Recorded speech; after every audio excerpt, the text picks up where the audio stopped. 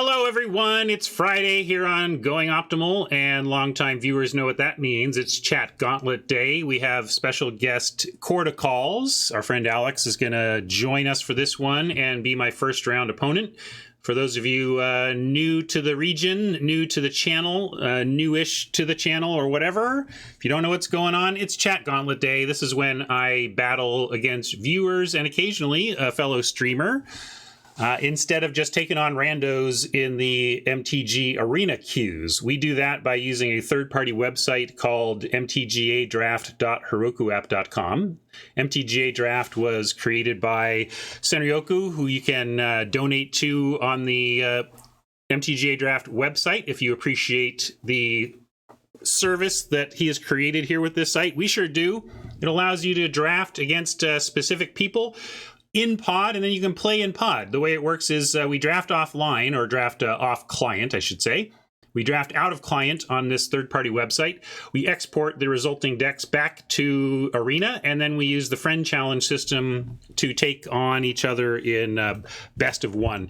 We do best of one and best of three around here day to day, but we do best of one on Fridays because it gives me a chance to play everybody who took the time out to join me in this event. So I like having everyone who gave us the chance, who gave their time to this content to be able to play on air and have some fun with that. And there are some stakes involved. If, of course, the fundamental question is who can get to 4 wins first, Chat or me. And then if Chat can get to 5 or 6 wins, we go to the MTG Arena store and buy some bling for future use on stream. And of course, if the dreaded 07 happens to me, Chat gets to decide on my next haircut. We don't even have the full details of that worked out yet. If that should come to pass, if I stream long enough, eventually it will. We'll decide the rules. Chat will figure it out. We'll get something funny going on, and then I'll probably shave it all off. But hopefully that just doesn't happen. My plan A is that I just win at least once every week. And plan A is definitely the way to go if I can manage it. So plan A for my card buying, though, is cardkingdom.com. They are my plan A. I have plans B through, D or so. If Card Kingdom doesn't have what I want today, or maybe they are missing some very specific thing that I can't find there. But I always start with Card Kingdom, and I always give them a chance to earn my business because I've never been disappointed with the results when I do. I get what I expect. I get it quickly. I get it in the condition indicated. And if there's any issues, I know they've got my back and would help me out and make me a happy customer in a heartbeat. I also sell a ton of cards. I'm about ready to do another pass on my inventory. I do some secondary card sales as well. But I have some pretty deep inventory, a lot of copies of individual cards that I'm probably going to be better off just selling a big chunk of to Card Kingdom rather than trying to sell retail. Because if I've got, 50 copies of some card, even if I sell 10, I still got, 40 behind. And either I'm waiting to sell those years from now, or I can just look and see that Card Kingdom's giving me a good deal, and I will just unload right to them. They have a fantastic buy price. So keep that in mind. If you need to do any transacting on the physical front for Magic the Gathering, give Card Kingdom a chance at your business, and you won't be disappointed. Thanks, Card Kingdom. I'm going to hop over to left monitor now, and we're going to see the setup. Here's the setup.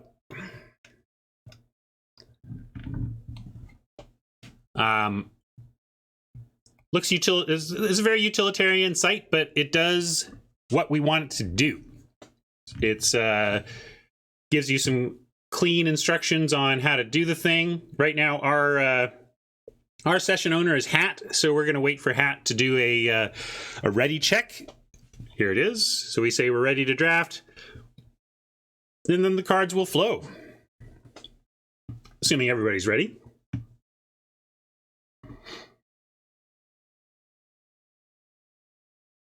Yeah, it's quite the murderer's row here, huh?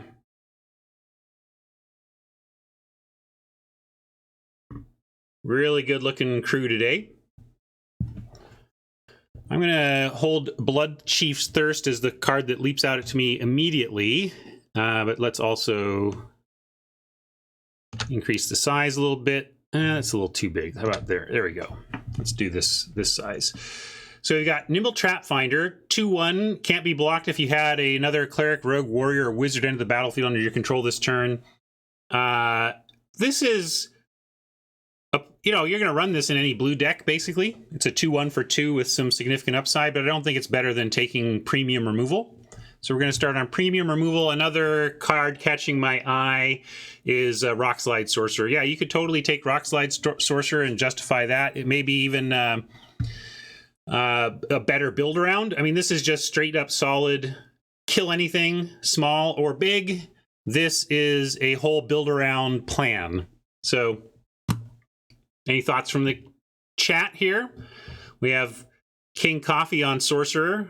I instinctively went Thirst. I think that's the only two choices you could make here. Vanquish is fine, but not great. I mean, Blood Chief is just so much better than Vanquish, even though it's not instant. I'm going to go with Thirst. I hear you, King. I'm tempted by the Sorcerer too. If we knew, of course, what lane was going to be open, that would decide it. If you could tell me now, oh, red's going to be open this draft, of course I would slam the Sorcerer. But in the abstract, I'm going to take the Thirst.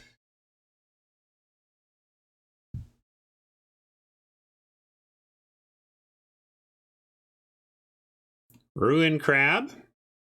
Cleric of Life's Bond, though, is more appealing to me. We have a missing rare. So we don't really know. And actually, Deadly Alliance is in the pack. Wow.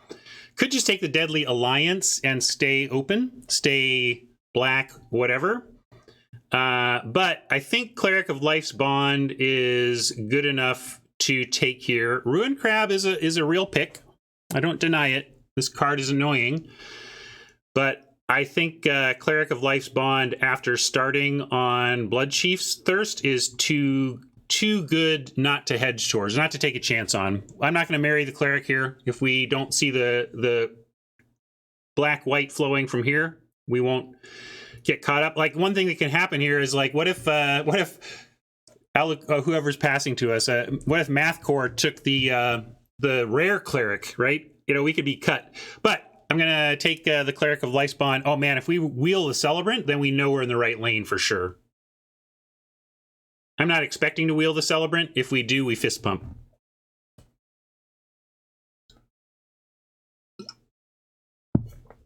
But this is a fine start to a draft, these two picks. Let's see if the table lets me continue. Had to pass some good removal, though. We passed a Vanquish 1 and a Deadly Alliance 2. So we are sending some black downstream as well. Perhaps not only sending black downstream, but as the next best picks in the pack.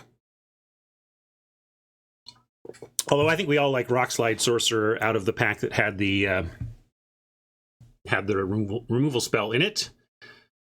Pathway flips in. This is the white-green. I think Celebrant is actually good enough here to just take. It cuts that plan. Maybe we wheel a Gloom Hunter, which is a fine card, but not. Maybe we wheel Gloom Hunter or Felidar even. So let's take Celebrant, though. Shadow Stinger, also a solid card, but in a different archetype, really.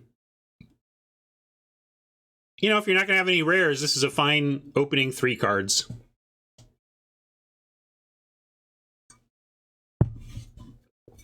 Yeah, it wasn't a great pack anyway.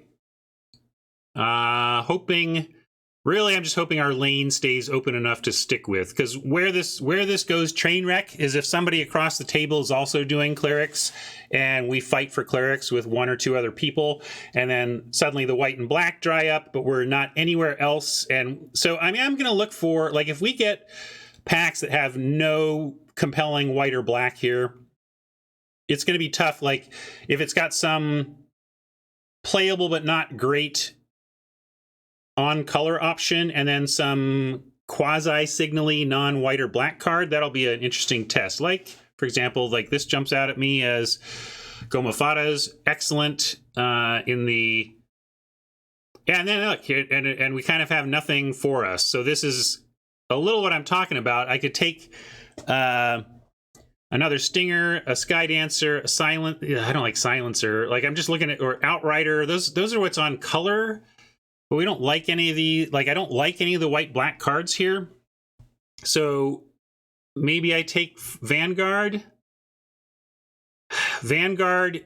I think trouble is if we end up playing Vanguard, this is going to be like the only red card we have for the only card for our deck so far. We're going to be, well, we might play the Thirst. It's possible we do a red black Vanguard Thirst thing. So yeah, I do believe black pairs decently with red. We could just take a Shadow Stinger and potentially end up in, follow this Thirst towards the Rogues. Maybe the other Rogue wheels or the Sky Dancer wheels. Suggestion for Geyser Mage. Yeah, the hedge is free, but hedge to what? Hedge to Vanguard, hedge to Stinger, hedge to Geyser Mage. Don't think we hedge to Survivor. Stinger uses one of our picks best, but I think I actually hedge Goma Fata here. You would stay in black. Yeah, I could just take a Stinger, I suppose. I'll take a Stinger. All right, well, back to plan A with Scion showing up here. This is a nice pick 5, actually. I do love I like the Vanguard too. I just felt like as long as we were hedging towards maybe this archetype is open, we could hedge towards the one that was sharing a color that we already had so that we could actually run our Thirst reliably. You know, if we ended up in Rogues here and ditched Cleric and Celebrant and had Stinger and Thirst as a start, that's actually pretty good. But this is a decent sign that the Vampire Cleric is still here.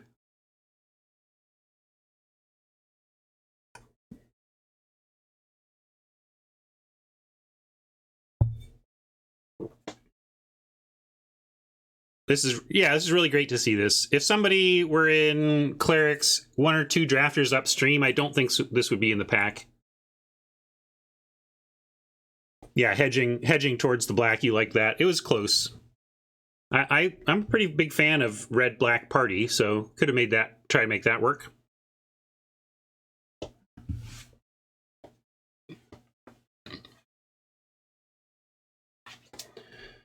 Well, this is a Cleric, so we're not completely lost of stuff. I think I might like Mind Drain #1, though, over Protector #1.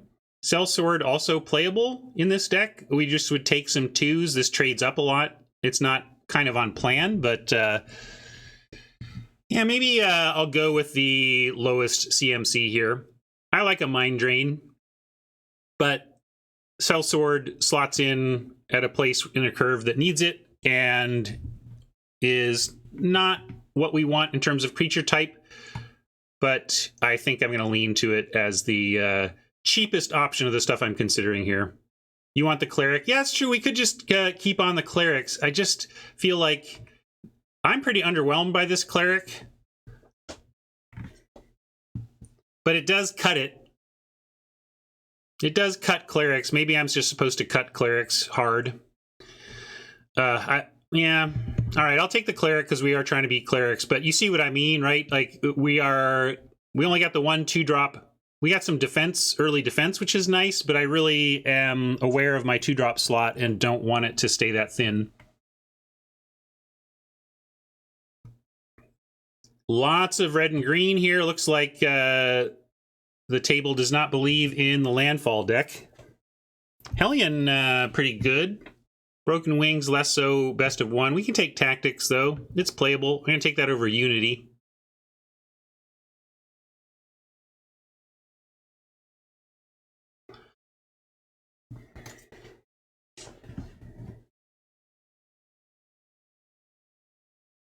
It's a tough spell to play. You got to be careful. I've blown some people out trying to get me with Tactics, but I also have forgotten about it and gotten got by it too, so.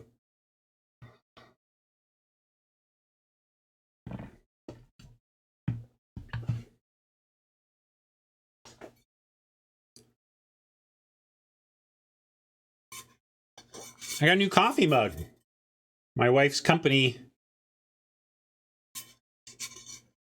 gave some swag to the employees, and I immediately stole it. Well, a lot of good drafters, so no surprise that the packs are drying up a bit. The Baloth still here, plus the green of last pack suggests that green is the openish color around here. We could take a single smite. Do you play a smite main best of one? I generally don't, but if we had to, we could, and know that at least we had some tool for large stuff. Trouble is, it's 4 mana. That's the offensive part. If this were like 3 mana, I'd like it so much better, but it's, you're not even necessarily trading up that much in terms of mana with something like this, and you have to have the target. You just take an Ox, but I don't think this is an Ox deck. I'd rather have almost a Dreadworm. But I guess Ox is a little better than Dreadworm in terms of its impact on the game. So I'll take Ox. Red is indeed red. Warriors is wide open. Red green is wide open. But we've done it. We're in that spot where it doesn't matter that I've identified the open color. I don't think we can pivot. Although it's free to basically pivot with a to take a champ here. I mean, I can take a sneak, I suppose. Maybe I just need to take a sneak. Like, I could run this. And if we get to a point where we're fighting over our colors and need playables, we might want the sneak. I'm just trying to figure out if we are in a spot where we could conceivably pivot and how that would look if we did. Well, yeah, I wasn't expecting it to. Wasn't expecting it to, but this is a lot of red to still be here. Yeah, I guess I'll take the black card. I just don't think we can move it. Like, it kind of what I was saying has happened. Like, I think we're too far into this to really realistically trade back. Although green and red, look at this. These are quality cards. This is interesting. These are here. I guess we take a random 4-drop Vamp over a Constrictor that doesn't do much, or a Disenchant we don't want to main. But boy, if I had hedged towards Gomafada, we might be properly red by now. It was interesting too, because I took Stinger at the last second over the 2-drop uncommon red warrior, and now if we had, I think I'd be pivoting into red right now. Well, okay, I'll take Expedition Champ because I don't care about this Highborn Vampire. I just don't. Prowling Felidar is nice to see here. If we stay in black-white but don't quite get there fully on clerics, having cards like Felidar will be nice.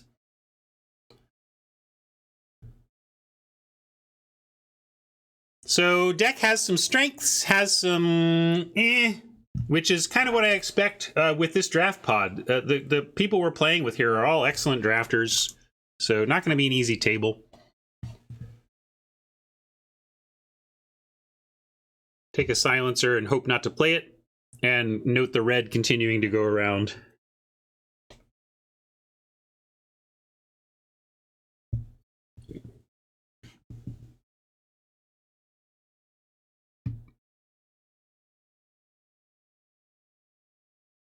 I think we take a Resolute Strike, yep, because I'd play that. It's not a great spell, but it's absolutely playable. Relic Vial, good in clerics. What we have to pass to take that? Nothing, which is actually a little unfortunate because it means our wheel isn't going to be very good. I don't think we're going to get the strike back. I don't think, maybe we get the Felidar back. Maybe we get a Sellsword or a Kite Sail, but this is a pretty medium pack at best. We'll take the Relic Vial, though. It's doing our thing. Let's get rid of that. Let's get rid of that. Hope we don't play that. Hope we don't play that, even.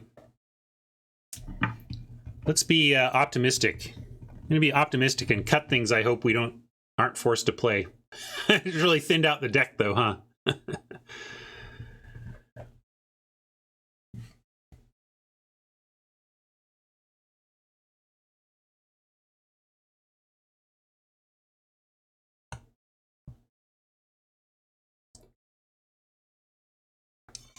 And I'm out of coffee.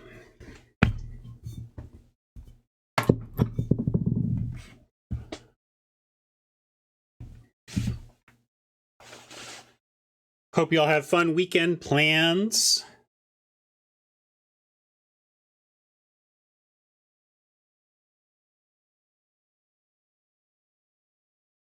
I mean, out of coffee in reach.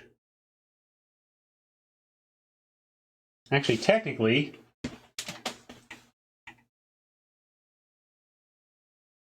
in reach, I did have some coffee.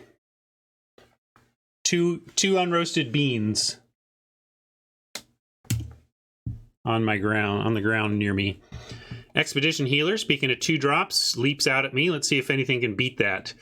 Ooh, Celebrant. What do you think? We do need 2s, but Celebrant is one of the glue cards for this deck. I think we should take Celebrant number 2 as much as we want this healer. Do you agree? I know we need 2s, but how do you pass Celebrants in a Cleric deck? All right. Chat generally agrees, I think. But we would love some Expedition Healers. Maybe if that one wheels, we're in good shape. But again, I really think we're up against at least one other Cleric drafter.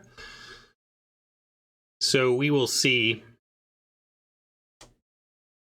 Subtle Strike leaps out as a totally pickable card. And then nothing else. Wow. There's a Farsight Adept, but we don't really care about that here. This is like the second War Leader we've seen, so the Red-White Warrior deck is real. Some good stuff for anybody who did find the green lane. We also saw a lot of green going around. We're going to take Subtle Strike. It's what we can do.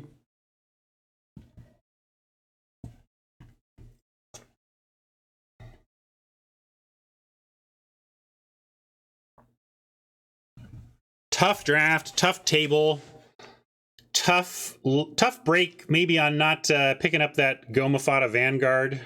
And almost found the red lane. Almost found the red lane. Now I think it is too late.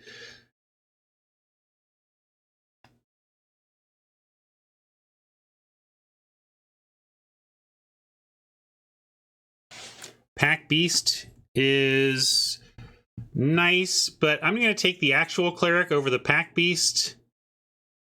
Wouldn't mind Pack Beast, Gloom Hunter, or Sentinel, or Zoff on the wheel, but and Zoff is fine. Splans, we have none yet, but Healer is exactly what the doc ordered, so we're taking it.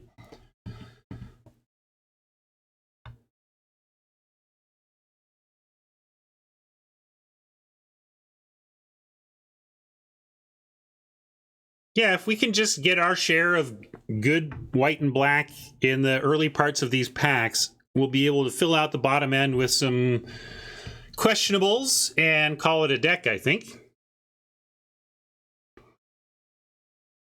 Closing power is questionable here. We got Scion winning games. We got Relic Vial potentially winning games. We've got Cleric that can get big, and like Felidar and Cleric can sometimes get big enough to be your straight up win cons.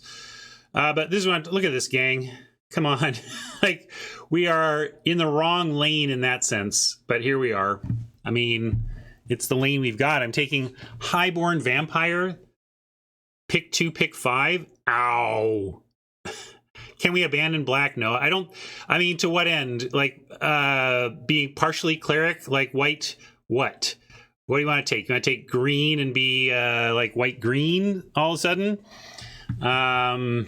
Maybe that's the hard way choice here, but I don't. I mean, we can hedge. Like, Highborn Vampire is so weak, and a second Resolute Strike so weak that I'd be fine to take the bite. I don't want to take a second Silencer, so we can take the bite, but I question whether we can pivot there. At least this is in pod, so we're gacking a bite from somebody else at the very least.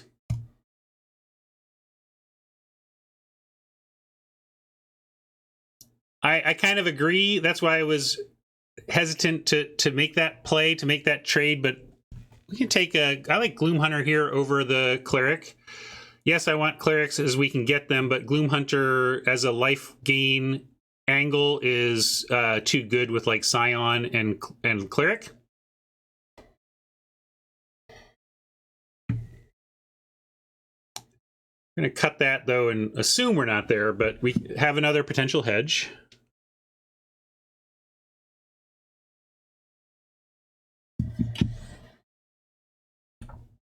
Mace, if we didn't, Hazard is nice.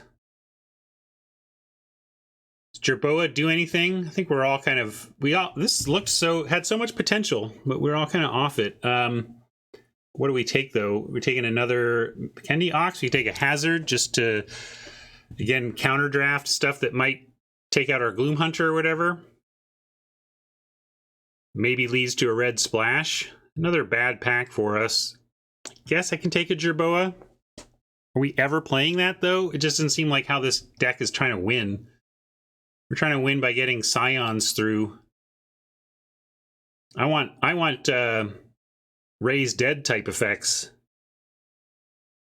But it's on color.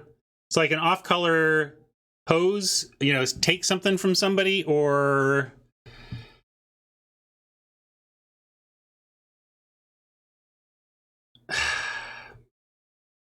I'm just taking the hazard. I don't think I want that Jerboa. Blade Master, also not incredible, but it's effectively a 2-1 for 2. We're really not going to have equipped warriors per se, but it's a 2-drop that slots in. It can mix up our party count. We could take a Mesa Lynx if we wanted to be a little bit more defensive. A 2-3. 2-3 for 2 on defense is not bad. But I think we just want a Blade Master. Maybe we'll end up, with Subtle Strike, you can get a counter on it, that kind of thing. Yeah, I don't think we want a dual land. We can sure take that, but not when I have a on-color 2-drop that I'm totally willing to play.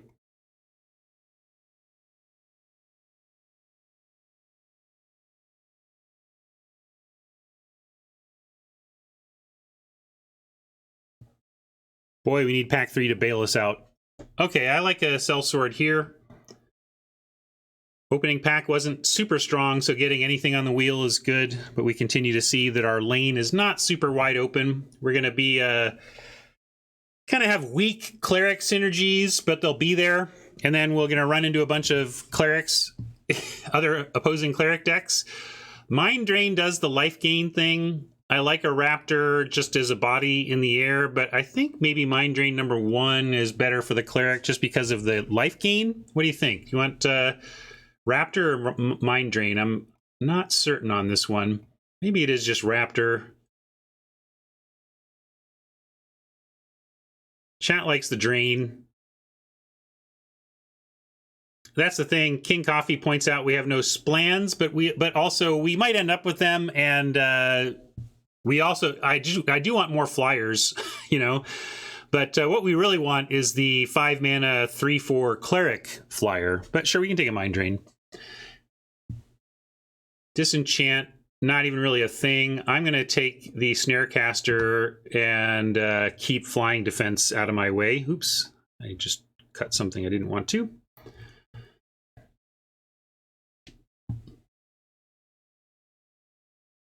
We'll do that again.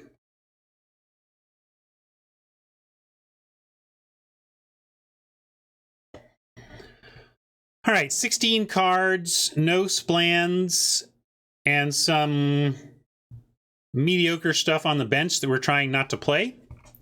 But if we had to, we could. That kind of describes Smite the Monstrous here. Hey, everybody. Well, too bad it's not a cleric. I guess we have to pass it because it's not a cleric. We'll take the bomb in the rare slot for sure. Sadly, I have to pass a Deadly Alliance, an Expedition Healer, Stonework, Pack Beast. But for a Nighthawk Scavenger, we are so in.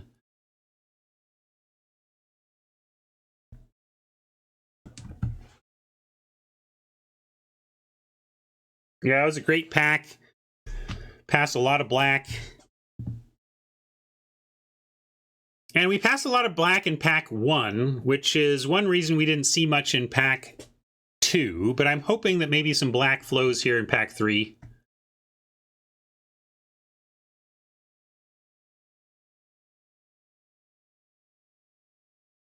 Yeah, I'm going to give it Honorary Cleric for the life gain as much as the winning. Is Eldraine back to bots or something? Or is that back to humans? There we go. See, we are getting some black passed to us now. A lot of dual lands in this draft. Skulker, Binding, Beckoning, all playable. In our deck, Skulker less so, but Binding and Beckoning we'd love, but not going to pass another Thirst. Probably means we don't have to play the Smite now.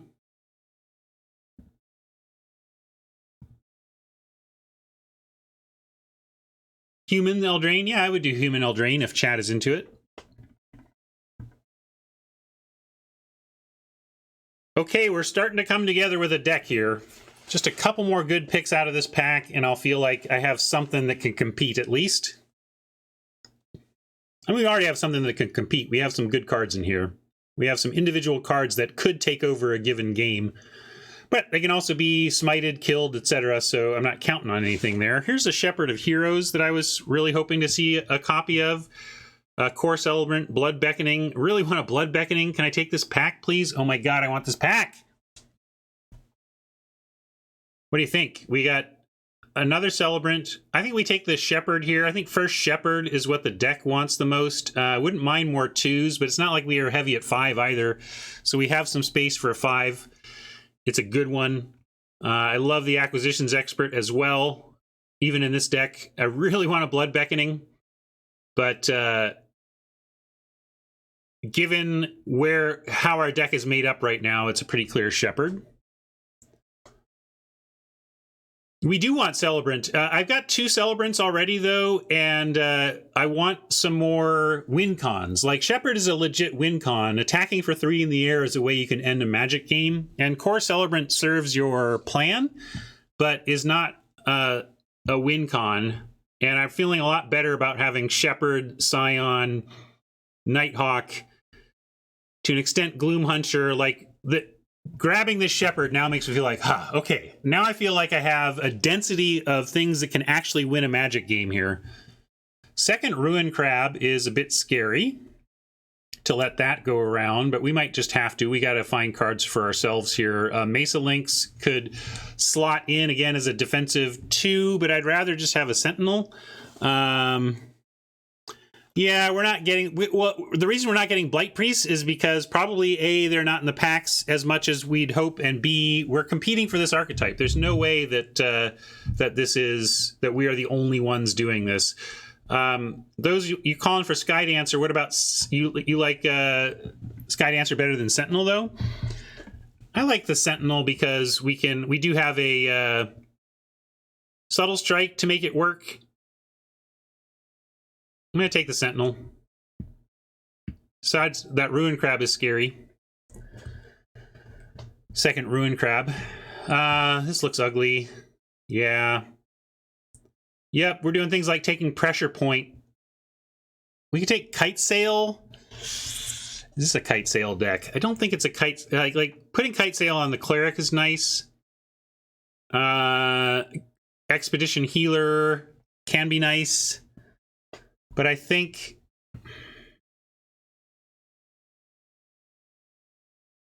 Well, what do we... We're not splashing, though. If we're going to take a 2-mana draw card effect, let's take the Pressure Point.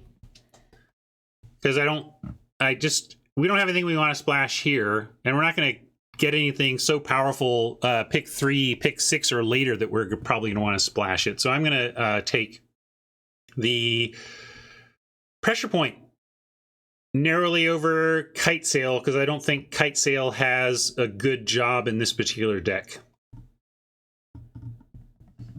I don't think it is either, Jinx, but neither is Enchantment to draw. Like, if we're forced into playing something like a Pressure Point or a Splash Enchantment that we don't when we're not splashing, I would much rather have the Pressure Point. Hopefully we don't play either, but I think Pressure Point is the more appealing pick there. Shadow's Verdict is... it's not good, though. That's not good. Yeah, that's not... Playing it on their lands isn't a good play. I don't think it's a better use of 2 mana than Pressure Pointing something is, but we'll take Binding here and be pretty happy about that. Malakir Rebirth gives us a Spland if we want it. But I think we just take another Binding. We need playables. Removal is good. And now we've got 23 at least. I could add 17 lands to this and call it a deck and not be humiliated. Let's see if we can improve it at all. don't know how many creatures we have. That might be our big problem here. Another binding, though. We could take the inversion splan. It could be relevant, but I'd rather just take the actual straight-up removal. Jinx wants inversion. I just would rather take hard removal for winning the game in front of us rather than potentially sweeping a game on 8. This is a go long enough deck that we do have legit chances to cast an inversion.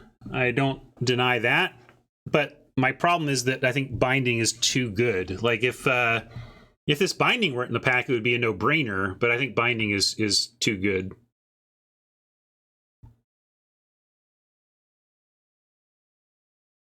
A lot of people want the inversion.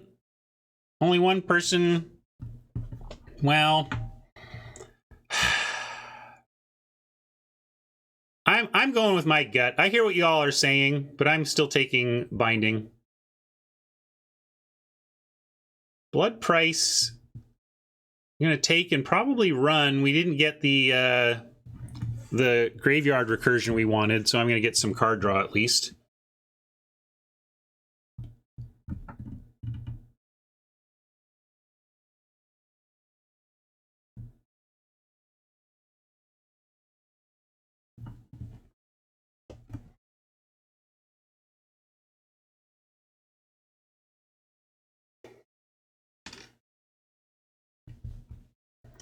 Another Jerboa, Seagate Colossus, another Lithoform Blight that I don't want to play.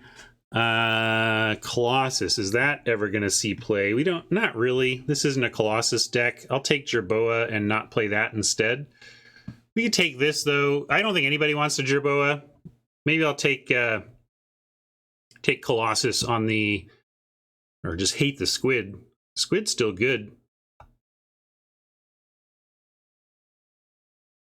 Skulker came back. We'll take it and probably not run it. It's just kind of a bear for us, but we might need that. We'll see. Yeah, the Jerboa just doesn't have much of a home in the format, it feels like. And it's that lack of reliability. I mean,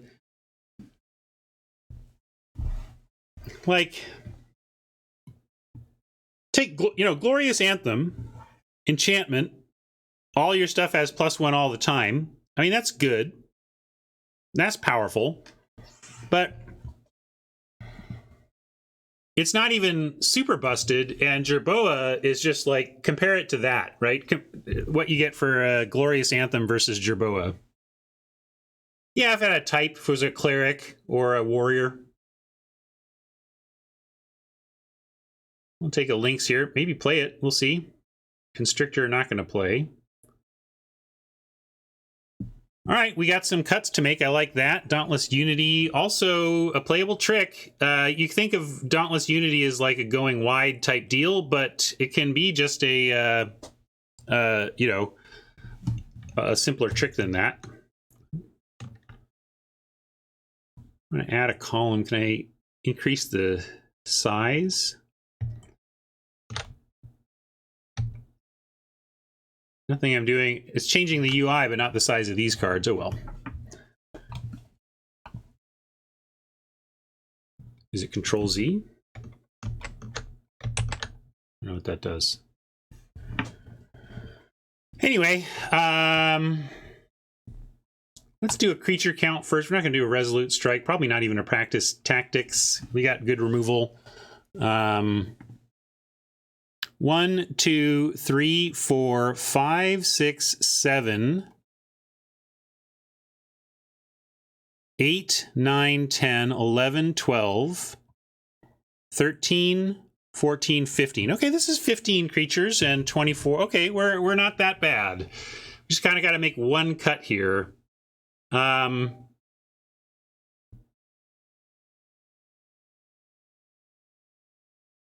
Maybe the Skulker doesn't do much. Mesa Lynx and Skulker, but they are at least 2 drops. You know, I like my 2 drops. Not cutting any of the clerics. Maybe not even cutting any of the creatures, in which case we're looking at Mind Drain. Subtle Strike. We're not cutting like a binding, right? We could just call this a 16 lander. I mean, we have 2 5s, and we're not. I guess we have a 7. Technically, we kind of have the 7 in the Sentinel. Yeah, and you're right that Mind Drain helps the Scavenger. I really don't want to cut the Mind Drain. I named it as a non-creature we could consider. But you know what? I'm going to take a quick bio break before I play, and I'm going to run a poll on what we're cutting here. So I'm going to also do 16, which just means you want 16 lands. So I'm going to do like a 60-second poll here, and it can be we cut price, we cut links, we cut skulk, I'll put drain on the list. We cut drain, or we go 16 and we play 16 land and just cut a land. So that is the choice I'm going to give you here. We can talk about bringing in stuff from the board, but I don't think I want any of this stuff down here in there, including the sneak. But here's your choices, and I'll be right back.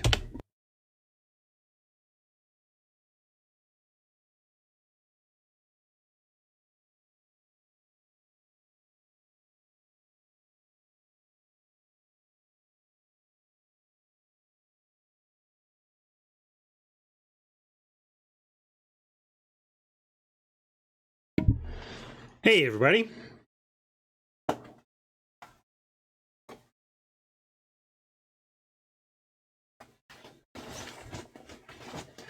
Sentinel for Stinger and drop the links. Looks like chat has voted on one of these 2s, which makes some sense. The idea of cutting the Sentinel for the Stinger is about potentially giving the Skulker Death Touch, I presume, having a 1/4 body to block with, but this is not a great card in this deck. Thank you, Hat. We'll be there shortly.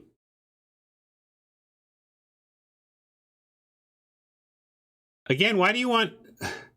Please swap links for Stinger. Why? Why do you want a 1/4 over a 2/3? A 1/4 for 3 over a 2/3 for 2 doesn't seem like a great swap to me.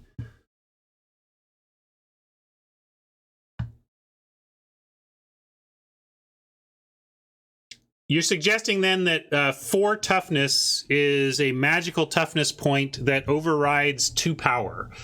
I kind of push back on that. I don't... They obviously have different jobs, and we can imagine where we would want a 1/4, and we can imagine where we would want a 2/3. But in general, I like defaulting to power in that spot. Trouble is, it's also kind of what people are talking about wanting to cut anyway. I'm going to cut Skulker.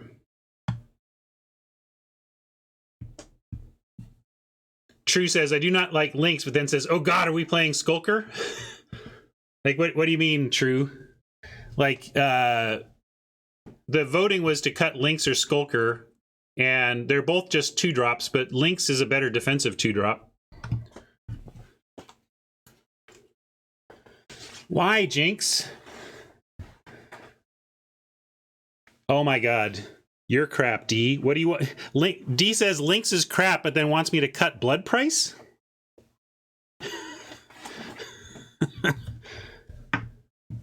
Oh my God, links does nothing. I'm going to mute you people who are saying, like, I appreciate the feedback. I appreciate the input. But Jinx, links does nothing is not helpful. Links is a 2-power 2-drop that is a 2/3 half the time. I don't like the links. The links is bad. We don't want to play links when we're drafting this format, okay? We don't. We're up against a table full of great drafters, though. We are not in the right lane. We were fighting for our colors, and we have what we have. And for you to say that this does, quote, nothing is ludicrous and not helpful. I'm moving on. This is what we're doing.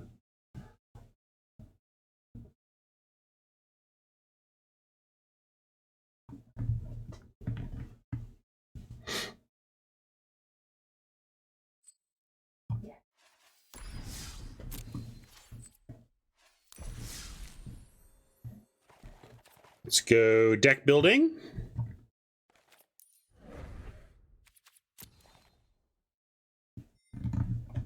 I just need clean, good opinions. Hyperbole doesn't help me when I'm trying to build a deck. Suggesting that a 2-drop with 2 power is like does nothing just doesn't help me. We are on, what are we calling this thing?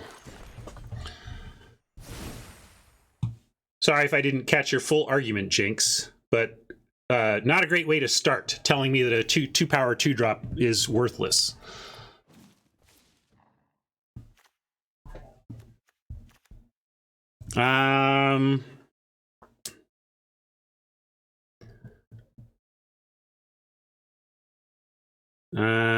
Price binding. We got a lot of bindings. The price of nah. Help me, chat.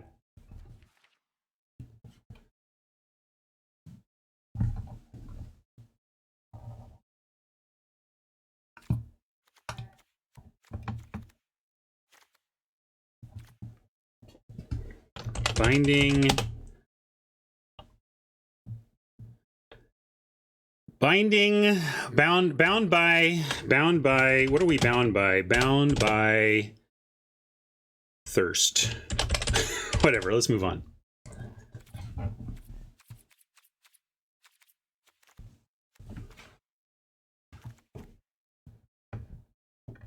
And anybody redeem basic lands, Nyx lands? Tell Alex we'll be right there. Sorry for the delay. Had to use the bathroom.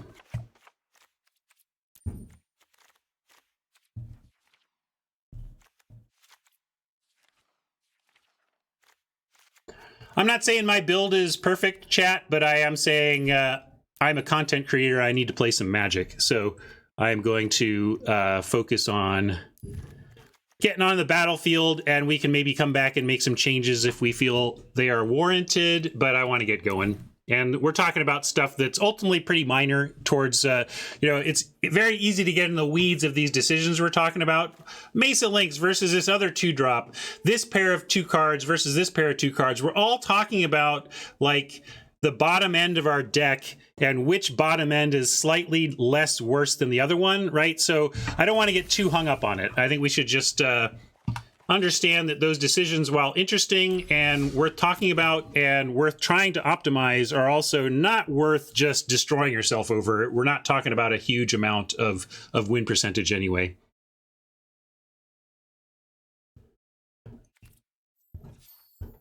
Thank you for waiting, Alex. We're heading over.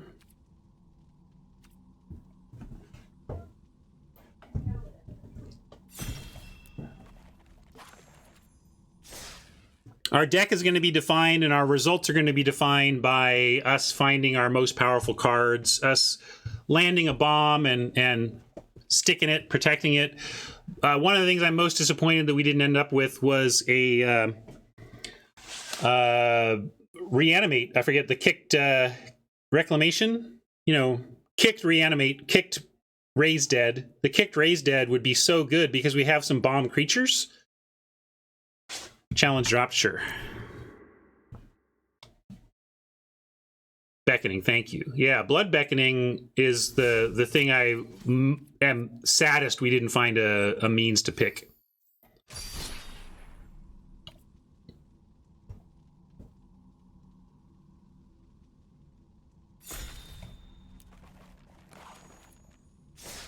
Yeah, Blight Priest, a big missing piece, but Blight Priest is at least like a finisher.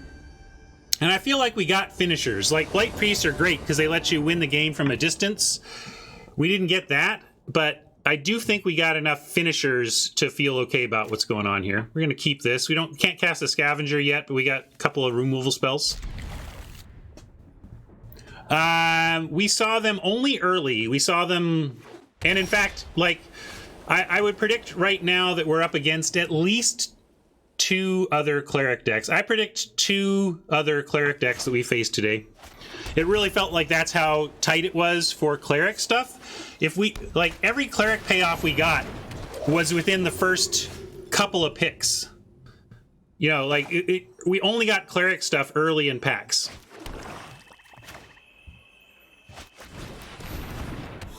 Yes, I can turn on emotes for you, Mama, as long as nobody's petting me. No pets.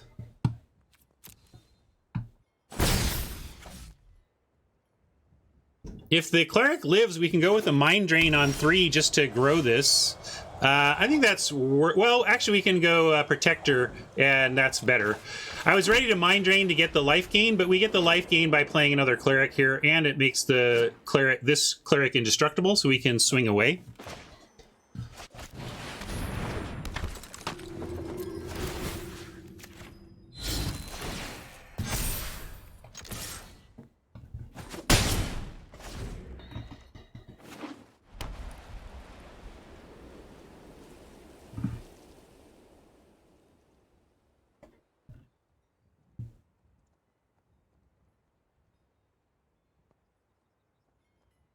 Yeah, getting a swamp soon would be fine, but I do like that we have, you know, we have 4 plays in our hand besides the scavenger, so in a sense, maybe it's worth it, because, yeah, we'll get Cord here to use up removal.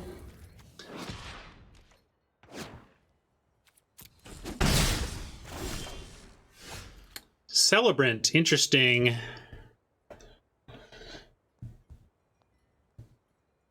Trying to figure out if we're supposed to bind the healer to keep attacking. Oh, yeah, sorry, I did a restart. Let me start Cardboard Live for you. Got that going now. Or at least got it starting up. What do you like? Celebrant, certainly, if we draw into more creature stuff, gives us that angle, but it doesn't matter too much right now. I kind of like bind and attack. Cord is down to 4 cards left. What about... yeah, I'm going to bind and attack. This is maybe a little aggressive. But I haven't seen a second color yet from Cord, from Alex, so let's see what we can do here. All right, there's our second swamp. And I kind of like just binding and attacking again, although we could play our own scavenger and bind and attack next turn.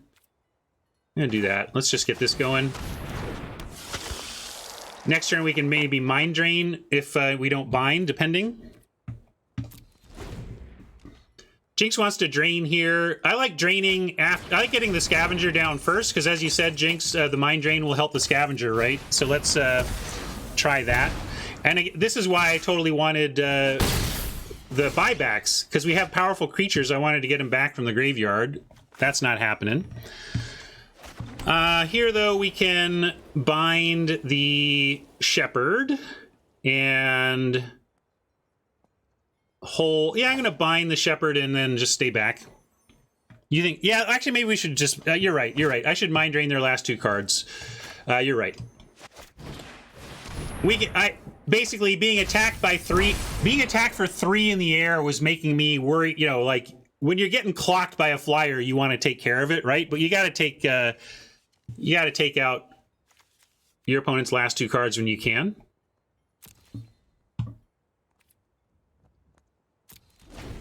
Yeah, the Blight Priest and the Inversion we didn't take. We have a binding instead.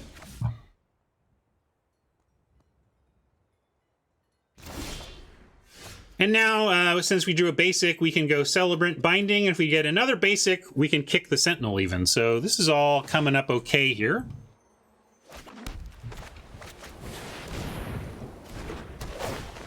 Well, did we see a shelter? We gotta try.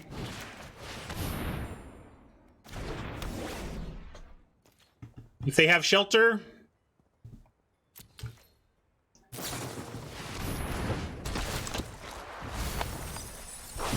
Well, took 2 non-lands off the top. Maybe we'll find our basic for this kicked sentinel here. Indeed. All right, this is pretty good for us, and I'm willing to offer the Angel Heart Protector ahead of kicking the sentinel here, so I'm going to send in both now.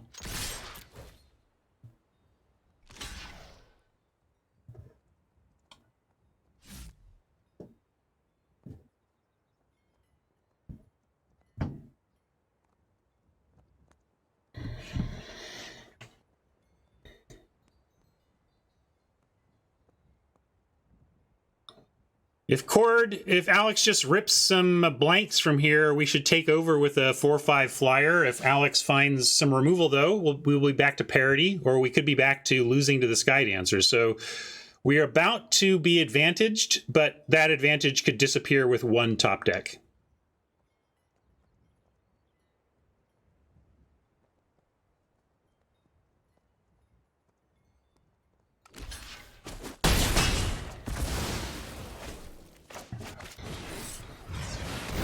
And if we can only draw spells for the rest of the game, that would be sweet. That's what we would like. Wowie! That's a way to come back. Is it going to be in time? Is it going to be in time? We can swing with both.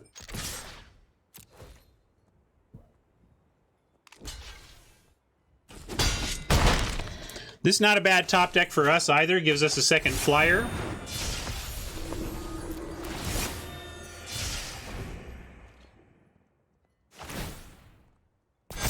And now this 4/3 can trade with the Shepherd, but not with a Sentinel.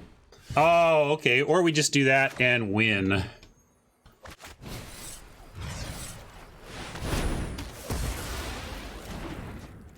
Removal, ladies and gentlemen. Removal. I do my hair toss, check my nails. Baby, how you feeling?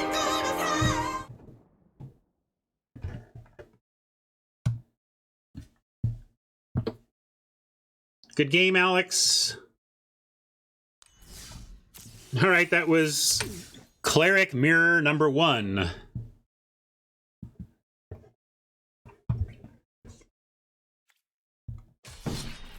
Oops. Next up, Alucardio playing from Float.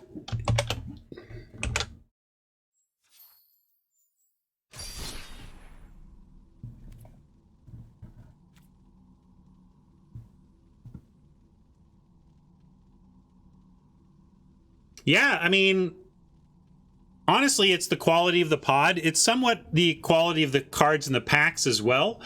But I think if you go back, like, think of some format that you know really well, some limited format you know super well.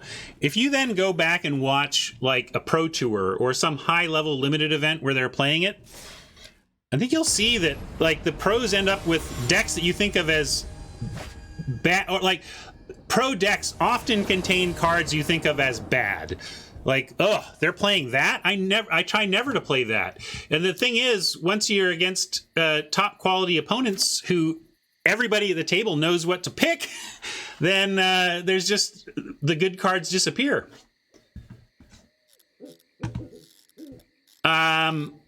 This is not a great opener. If we found a Plains, it would be keepable, but even then, not amazing. I'm just going to mulligan and look for our good stuff.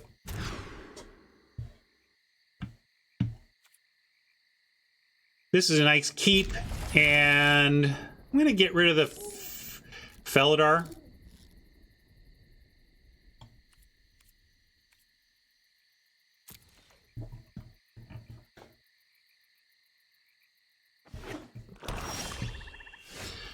So what sequencing makes sense to you? Of course, we can run out the Cleric of Life's Bond, and then we play the healer and make it a 3/3. But there is an argument for running out the healer, which lets us next turn play a swamp, play the Cleric of Life's Bond, turn the lifelink on, thirst something with the swamp, and then get in with the healer to trigger the Life's Bond that way. And then it keeps this from being exposed to removal for a turn. Yeah, it's but it'd be 2/2 lifelink versus 3/3 no lifelink. So I'm talking about those two lines. The thing is, saving the cleric for another turn to, quote, keep it from being exposed to removal, like, it only works if we play out the healer and they use, Alucardio uses their one and only removal on the healer. And I don't think they would necessarily do that. So I'm just going to go, I'm not going to bother trying to protect the cleric because I don't think the protection holds up for long. If they have it, they have it. If they don't, they don't. And waiting a turn's not really going to save the life of this Cleric of Life's Bond. Snap Pass.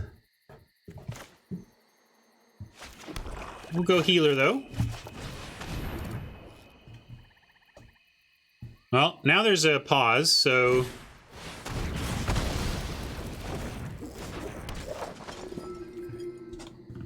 do we want to get the... No, we don't want to get the Pack Beast because we have Subtle Strike.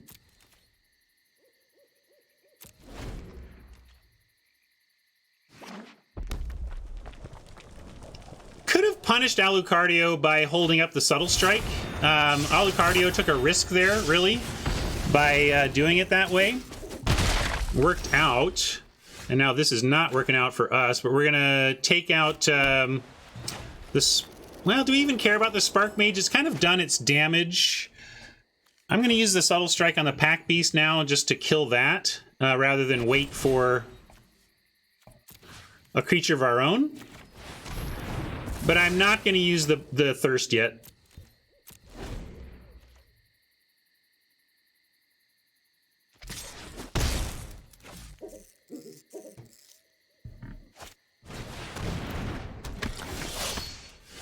Well, we get to Mind Drain and hold Thirst, or we could Thirst now, let them draw, play...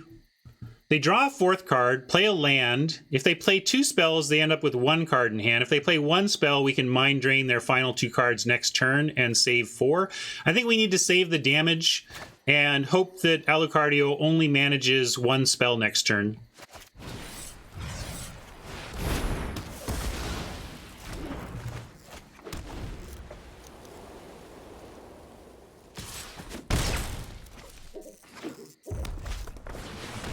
Well, that's a heck of a spell to manage. And we're probably going to just lose to that bomb. But we'll get the last two cards anyway.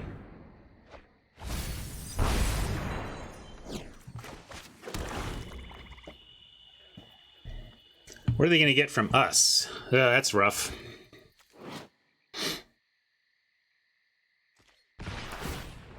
Yeah, it's pretty much GG, right? Or we do that. Oh, it's sorry, it's theirs. I need to read the card. Let's give them the Pack Beast, I suppose. If we draw a removal right now, it's not completely over. Well, now it is. Like, if that had been a blank. Some days you are not fated to win that game. I mean, we just never had a chance in this one at any point, really. I guess the one chance I had is if we said, well, let's play around removal, and I kept up that Subtle Strike. And it wasn't even about the Flood. It was about Oppo's card quality.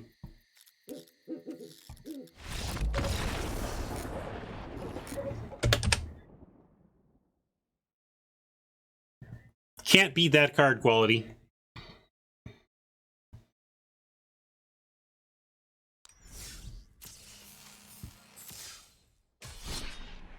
Keep instinctively hitting play, but I gotta find my next Oppo. Math Core J is up next.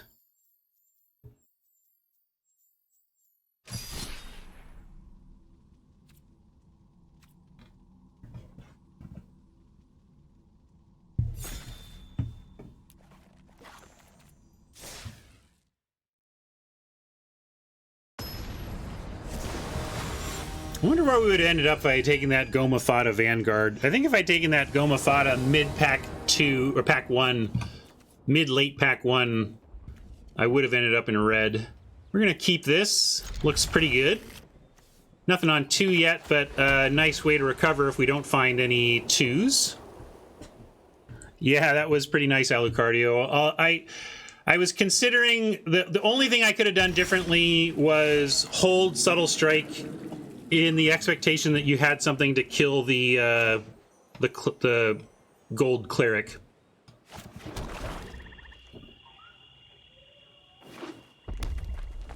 Could have saved the cleric, but then I still don't think we had the tools to beat you that time. Oh, Sellsword. What is it with my 2-drops showing up on 3 constantly? You are so late, Sellsword. Sellsword could be cracking for 3 right now.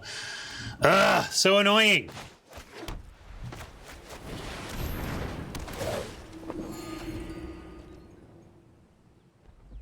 Well, mainly I didn't feel like I could,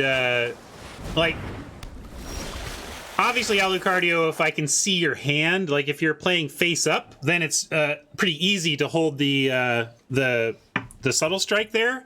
But if I'm not 100% sure you have removal for it, it's really awkward to hold 2 mana and not develop your board. So I felt like I just had to develop that board there, and unfortunately, it didn't pan out.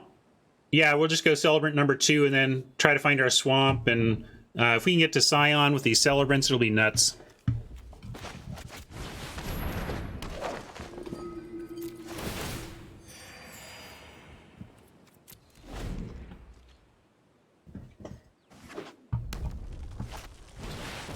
There's the sorcerer that, well, presumably, we passed on a sorcerer pack 1, pick 1, and took the black removal instead. Also a thing that would have put us into red, and so if we had started out here, we had a nice deck too, I bet. As for what we're doing here, we could bind. Trouble with binding, like, we could bind the Stalker. I think we want to bind the Stalker, but we want to find hard removal for the sorcerer, or it's just going to keep throwing pings around. That being said, we don't really have much of a play here. We can bind the Stalker and attack for 1. We can Protector and at least have something to attack with next turn. I like holding Sellsword. Like, if we find another land, we can at least 2 spell coming up. But I guess I'll develop the board. This is not a great play, but I don't want to bind anything.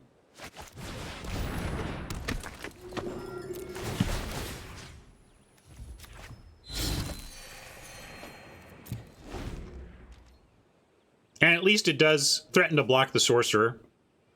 Not that these didn't, like, that's the thing. It's not a very impactful play because we already had 1/4s to stop attacks from 3/3s.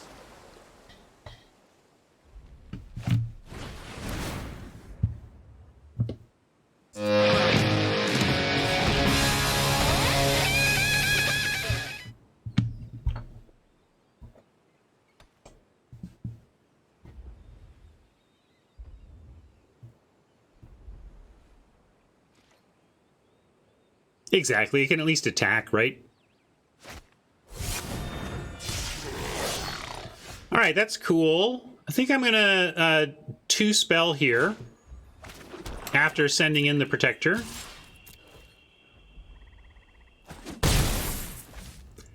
Probably not Harmonized, no, but at least it does threaten. Makes them think about it.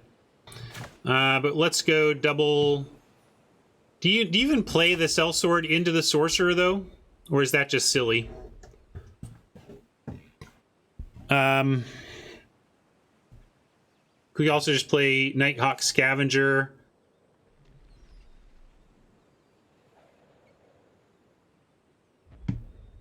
Yeah, that's true. We can just Scavenger now and save these for later. Yeah, let's do that. We'll see if this lives. And I think you're right. Like, if the Sellsword is going to die to the Rockslide Sorcerer, at least let's make it grow the Scion before it does.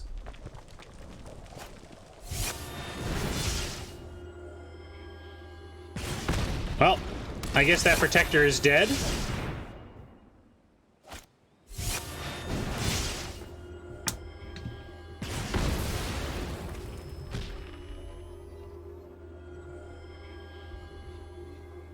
We got a lot of hard removal. How about some hard removal for our sorcerer friend here?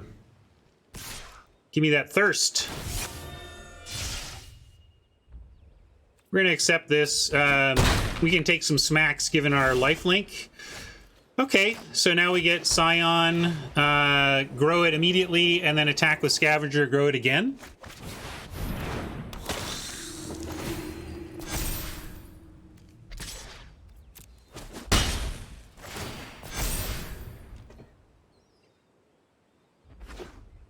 Note that Math Core just drew a ton of cards, though, so we'll see what Math found to deal with the situation. Yeah, when someone goes Skyclave Plunder, I'm not necessarily expecting my my plan to work out. This is interesting. 2, 3, 4, 5, 6, 7, 8, 9, 10, 11, 12. So looking to race with not much else to do, perhaps. How badly can we be punished by just taking this? I'm going to make him have something nice in hand beyond this.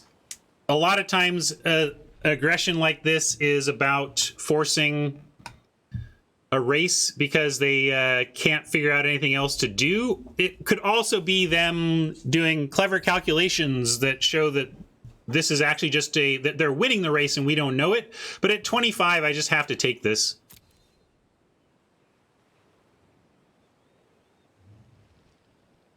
I don't want to risk our Celebrant that is triggering life gain for the Swarm.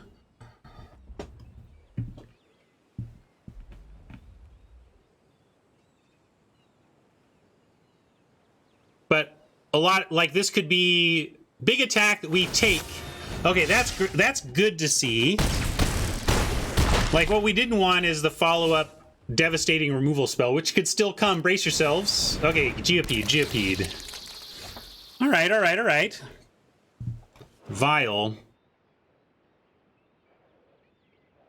We could go Vile and Binding. Do we actually want this, though? I mean, we might just want the 2 creatures. I don't know if this is what we want.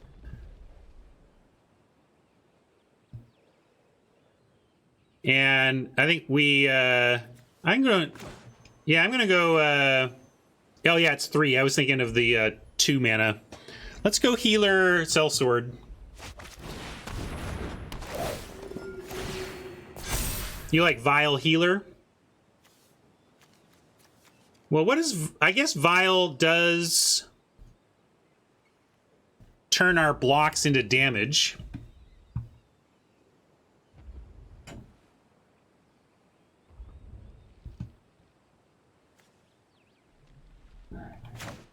All right, we can do this. Definitely attacking with a Scion.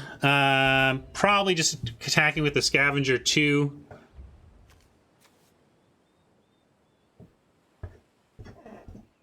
Well, we'll see. I don't know, Alcario. I'm making it up. Maybe leaving the Geopede is dangerous.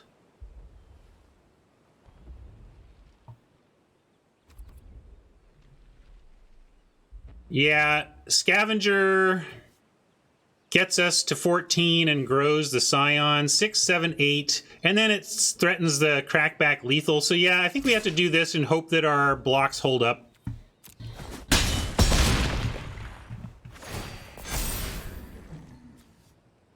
I mean, sending this gains us 2 life and increases the Scion, and basically attacking with a Scavenger counteracts effectively one of these attackers anyway. So attacking with the Scavenger is somewhat like blocking one of the smaller things anyway.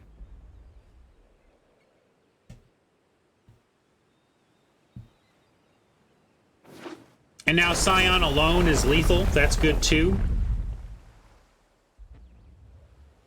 And of course, at this point, we're going to block with everything and hope the Scion is good enough. I'm just hoping that Math's pauses here are just a sign that Math doesn't have the means to get us. Trample is going to be tough to stop. We're going to throw in front of the non-Trampley, I think is correct. So 5, 6, 7, 8, 9, 10, 11, 12. There could be another pump here, pump twice here, but we're going to get Healer life gain. Anybody disagree with these blocks?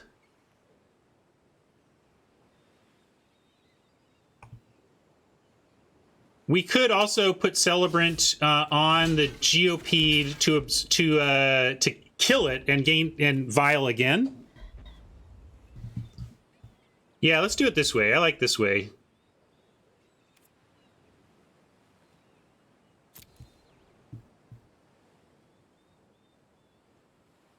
No, I want the Celebrant to die for the purposes of Vial. When I say kill it, I mean the Celebrant. Whereas blocking the 3 power doesn't kill the Celebrant. Whereas with the Vial, I want it to die.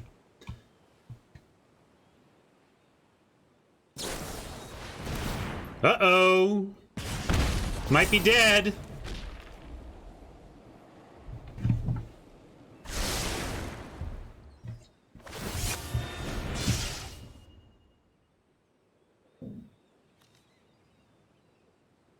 I'm not going to do the math. I'm just going to see if we're dead or not. But it seems like we are. That's a lot of damage.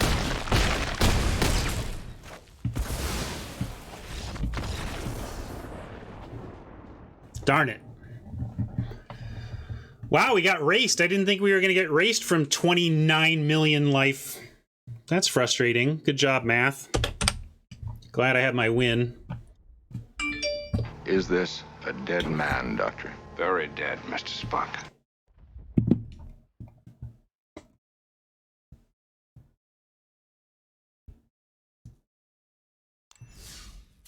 Looks like the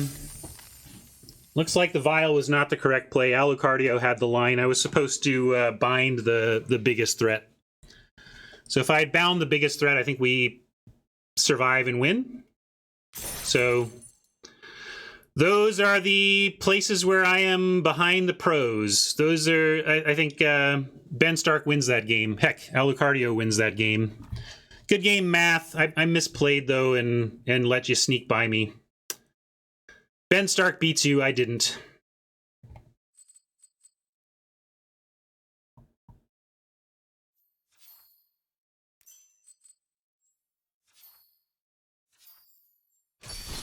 You finally got me, and when you shouldn't have, too.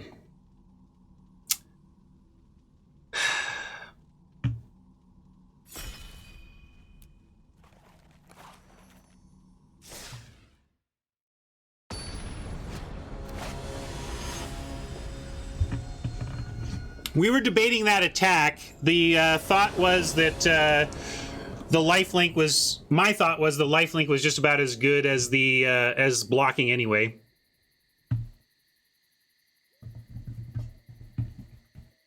Yeah, I kind of let chat... I followed chat down there, but that's my own problem too.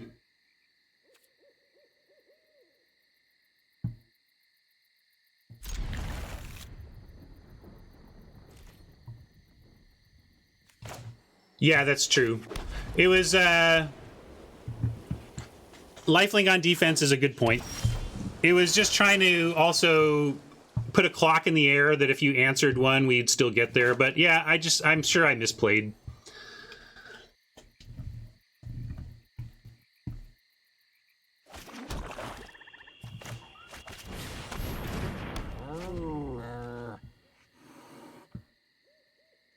Here's the Mesa Lynx I've been told is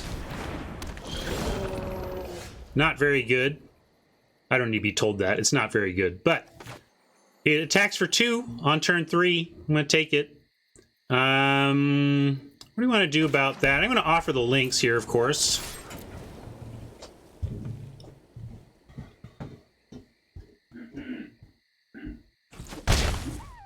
I think Sentinel is fine here, and I would trade it for the squid if offered.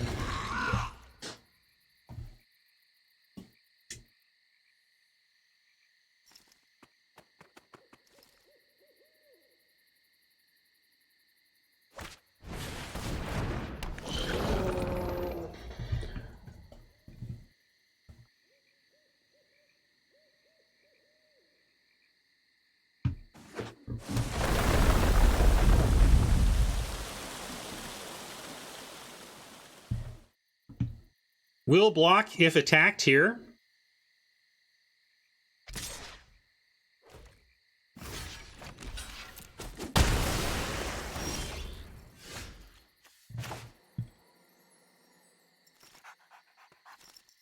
don't have the second black to make this kind of universal removal yet. We could just bind the squid to be able to keep attacking. I'm not I don't think I want to do nothing. We could also just use a thirst to take out the squid, but it's just such premium removal for what's ahead. I kind of like...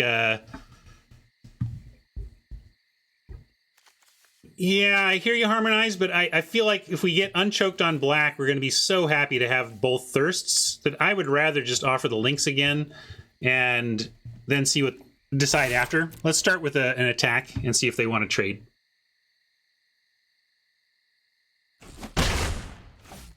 And now it's do nothing or kill. I'm fine on the do nothing plan as well, because if we find land, we get to play Shepherd, gain some life back, and start cracking through the air. If we don't find land, hopefully we find some action and do something else.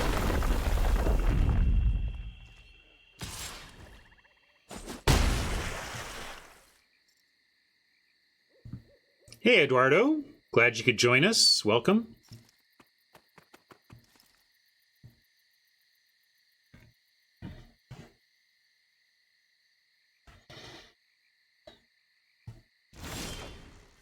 All right, no land. We could do the Blood Chief's Thirst thing, but now we actually have a blocker for the squid, so I'm just going to send in the links and be willing to throw the Celebrant in front of the squid and make him have something.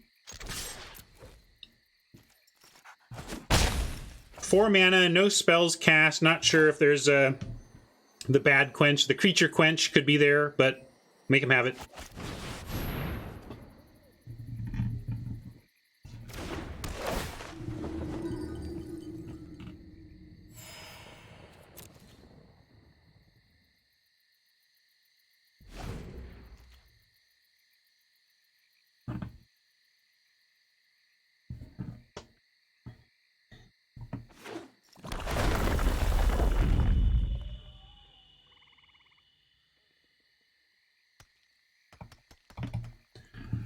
What are the biggest blowouts if I block a Skyclave Squid here? Subtle Strike leaves it as a 4/3. Okay, they didn't attack anyway, so it doesn't matter. Now we're choked with removal. I'm going to go ahead and bind the squid.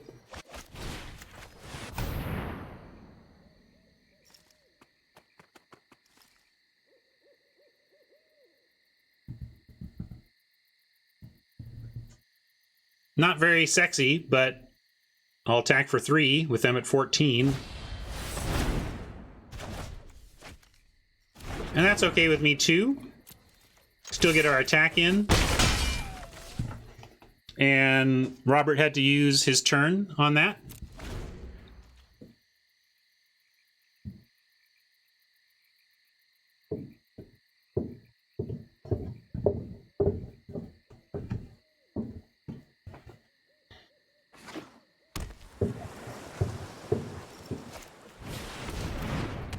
Saw a lot of these going around, that's for sure. All right, there's our second swamp. And I think I offer the links for either of those. I'd trade links for Visionary. I know Robert got a card off the Visionary, but still a fine trade, I think. If Robert wants it, either one of these really, that's fine too.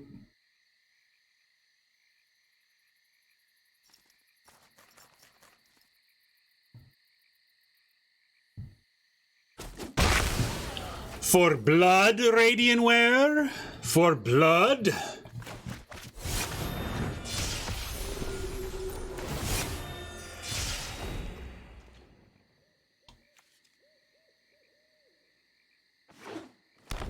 Oh, I know.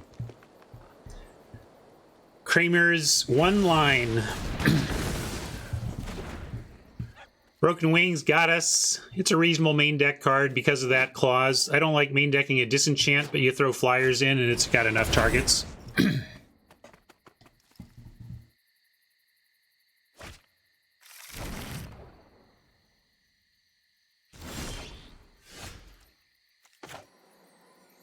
Well, No, we're playing best of one because I'm playing against chat. Playing against friends around here, Eduardo.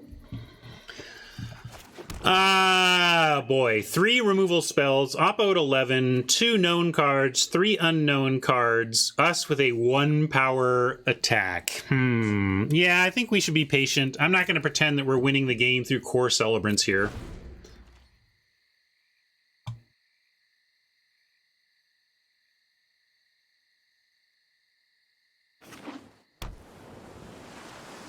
Mind Drain would be really brutal. In fact, if I get land now, I'm going to be holding it.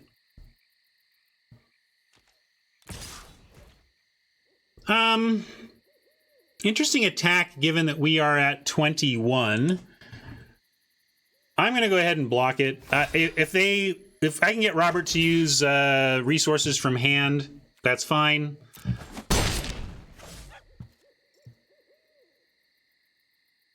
Yeah, bite. All fine. As long as they have to use a card. My only problem with the only real, that's why I was asking for what blowouts people could come up with, because as long as I trade card for card, I'm okay with the celebrant dying.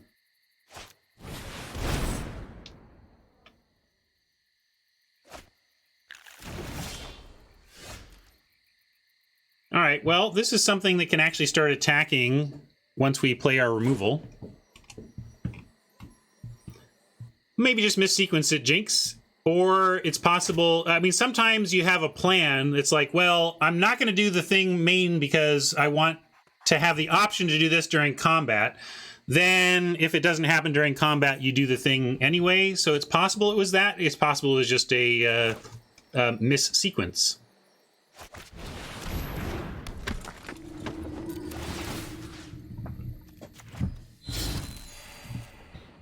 And at this point, I'm going to start using the removal and trying to get in here. We don't have a lot of time. I say we don't have a lot of time because Robert has stripped 1, 2, 3, 4, 5, 6, 7, 8, 9, 10, 11 lands out of his deck. So Robert's really going to draw predominantly gasoline here. And we want to try to get him dead before the gasoline burns us up. And to that end, we can play this whole hand, and we will. We're going to bind the Visionary, kill the Death Toucher, and play the sword.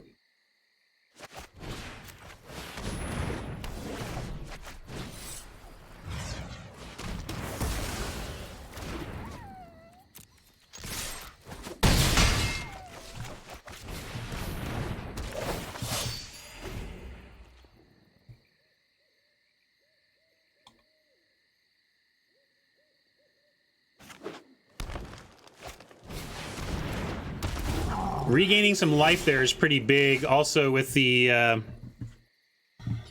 4 toughness, we had a great top deck too, though. It's going to pay off right away.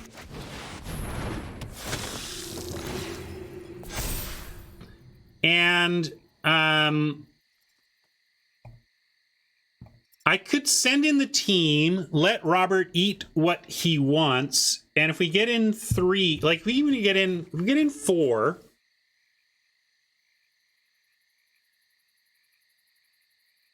I'm just trying to figure out if we can shorten the clock at all.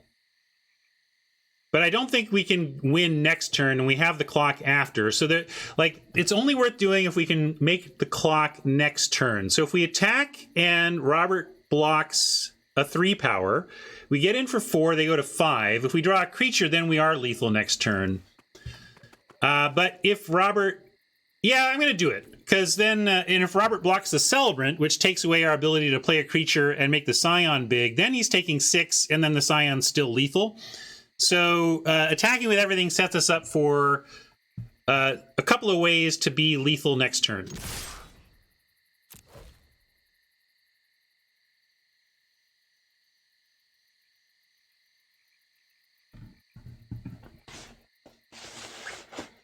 Blocks the 1/4, it's just straight up lethal. Blocks either of the 3 powers, then a creature is lethal.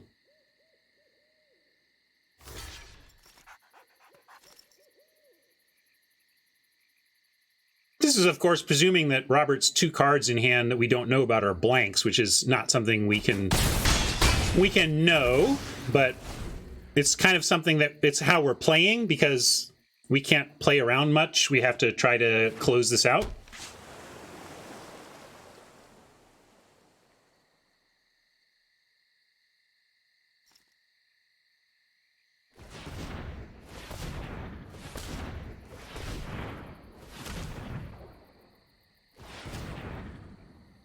Geyser Mage.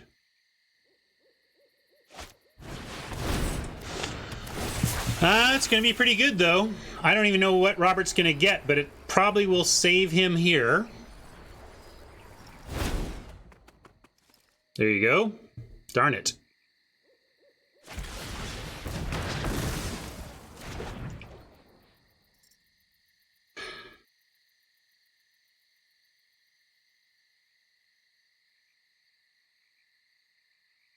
Were we top decked?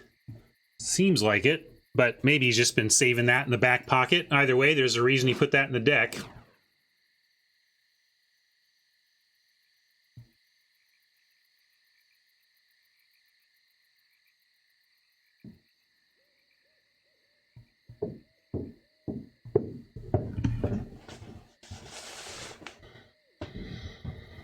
I'm trying to pull even here. I want this to be 2-2, not 1 and 3. Yikes. I'm glad I got my win. Might be going to the store today if this keeps up. Plains, definitely not what we wanted to see. We're going to hold that. Come on, deck. We got more winning plays here. We just need to find them. Robert has taken out some of our important stuff, though. Scion, Shepherd, both dead. Skyclave, gone. So 3 of our flying win conditions already gone. Our 2 premium removal spells already gone. Can't really justify blocking here. Not yet. I don't think we're going to deck them. Not at 15 cards.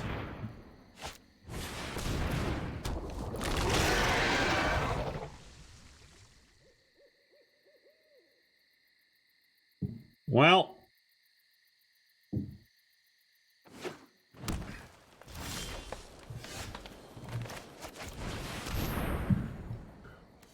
four islands.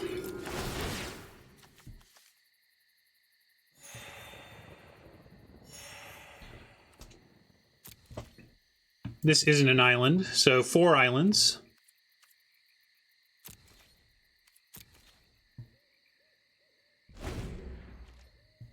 Well, we went from big favorites to big underdogs, and you can see why I was trying very hard to close out the game and not give Robert extra draws. We are extremely, extremely unlikely to win any kind of long game, and that might just seal it up right there. I mean, I don't know how we win now. Robert kicks one more thing, and we're pretty much doomed. I don't think it the ground, this is not what matters anymore, so I'm going to go for a kill here.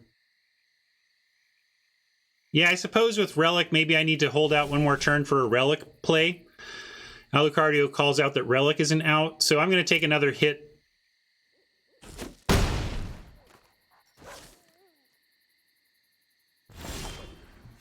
All right, Gloomhunter is a big help here.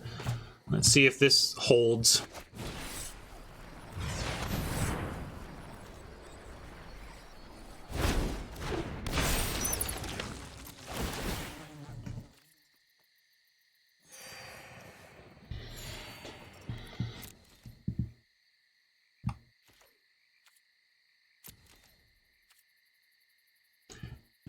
Maybe your conflict is the problem, Mama. That's why I keep ending up 4-3. You both root for shopping and then root for me, and then I end up going 4-3 and you get neither. Or you guys, maybe 3-4 is the worst result, right? Chat winning 4-3 is Mama's worst result.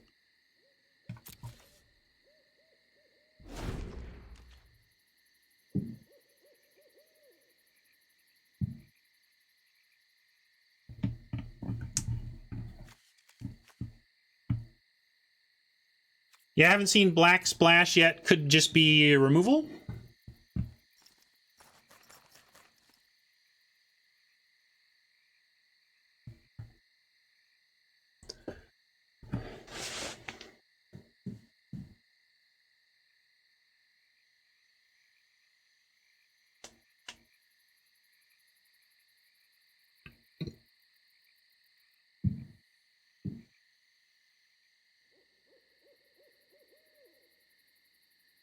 Jinx, are you in the root for chat but can't help but offer legit advice camp?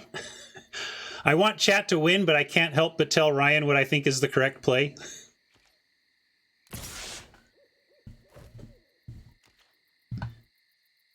All right, we're going to continue to say no blocks now. A vial would like be practically game winning here.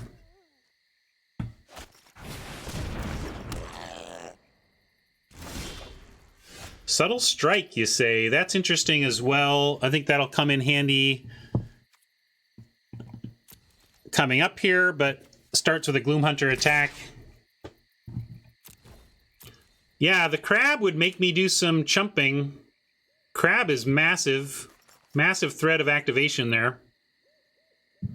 Boy, I could get in an extra point here, but I don't think it's worth it. We're going to save that for combat.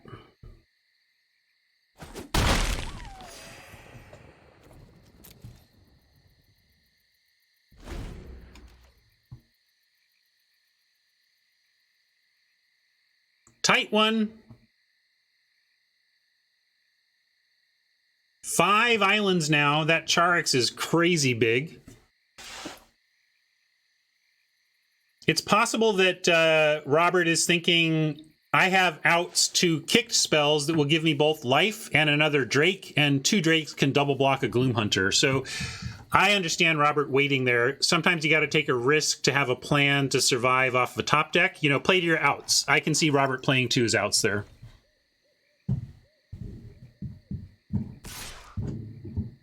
Send that Charix too, Robert. Why aren't you sending Charix? Maybe he's worried about us cracking back, but he's got the defense. Maybe. I mean, we do have some ground stuff here.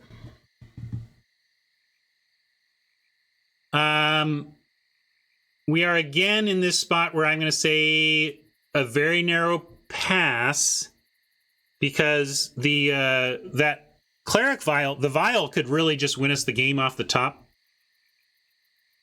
So I'm going to say pass one more time, at least.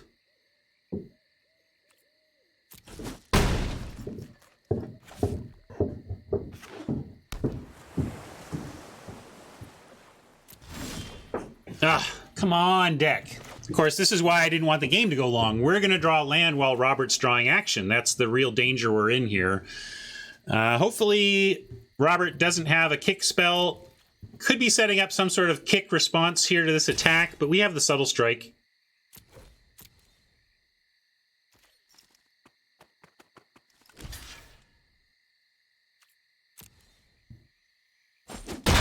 All right. I'm going to go ahead and play one land. Well, actually, I don't know what I would draw where I needed to have 8 land out and Mind Drain. Robert's never splashing Mind Drain. I'm going to play a land. There's just no way we're getting Mind Drain. If we get Mind Drained, I'm just going to be like, wow. That was not reasonable to expect, will be my response to that.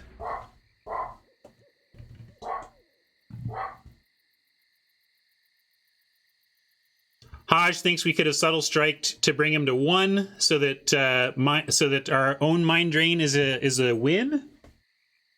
Interesting.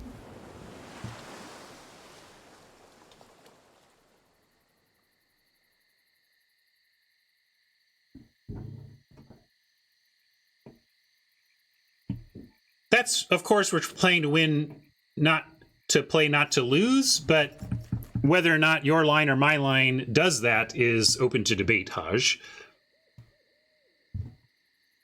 We're both playing to win.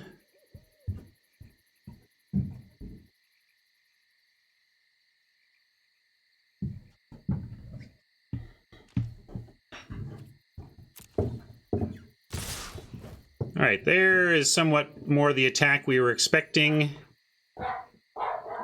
At this point, we got to throw a big chump on the Charix. I like a bounce block there. Actually, we just do a kill block here. And do we want to bother blocking either of these? I'm going to say no.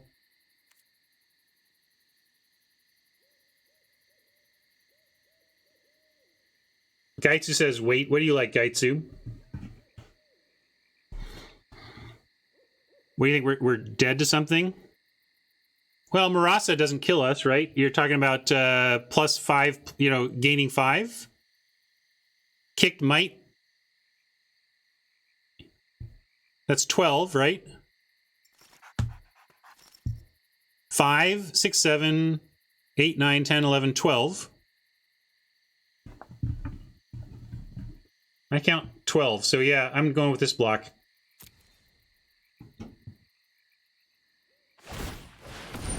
Oh, we're jumping the crab big time. Could have jumped with the Cliff Claven, I suppose, but it's possible this gets through for damage somehow. Ah, I think this is Robert scooping. I'll give him a nice...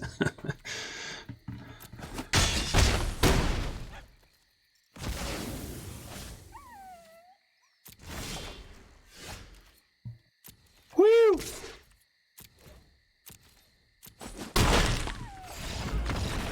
I do my hair toss, check my nails. Baby, how you feeling?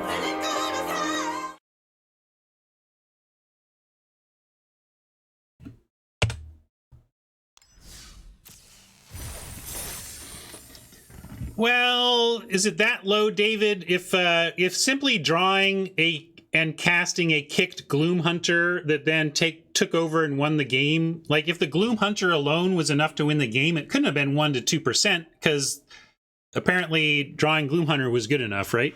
I don't know about 1 to 2%. I know it was low, but I don't think it was 2% level. Thor Dallas, good game.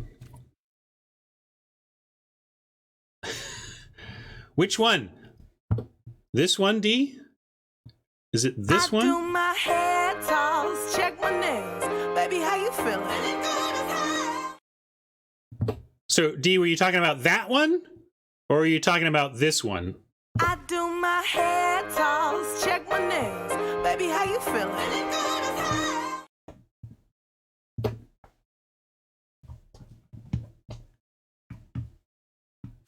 It did indeed come through. Happy subiversary, Thor Dallas. Let there be cake.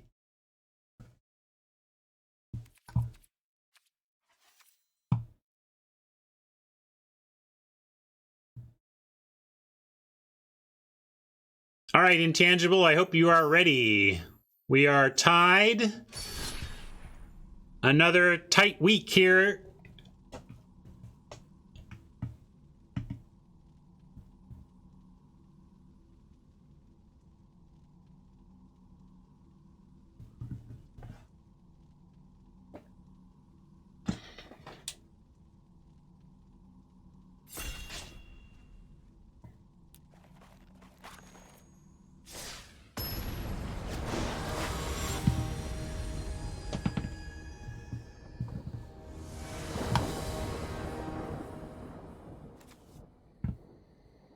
Ugh. Blah. We could keep it. We got double black and kind of double black, though. We're on the play. We have a Blade Master. We have a Felidar on any land, though. This is one of our better cards. Single Swamp, and this actually takes out something cheap. Maybe I'm just trying to talk myself into keeping this when I shouldn't. It's just that Blade Master Felidar is a reasonable start, and I hate mulliganing.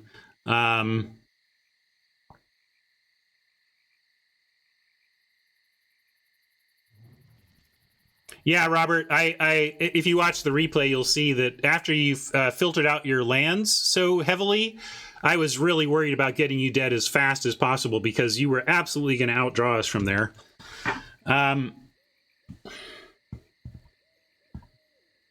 Ashley wants me to keep. Oh, fine. I have one person supporting my greed. I'm going to go with it. The point is, ladies and gentlemen, that greed is good.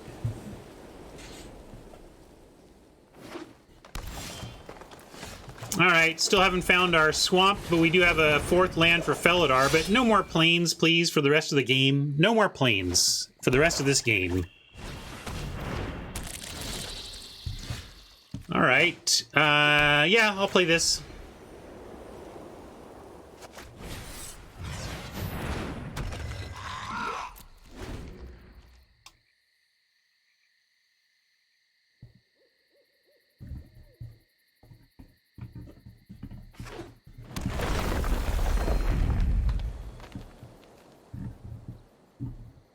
Yeah, we get a Felidar next turn no matter what. Then any land makes the Felidar bigger. If we find the swamps we're looking for, we start to be happy with the results there. Swamp, swamp, swamp! Want to kill this thing before... Although Chief is CMC, so we're going to be able to kill this as soon as we find a swamp.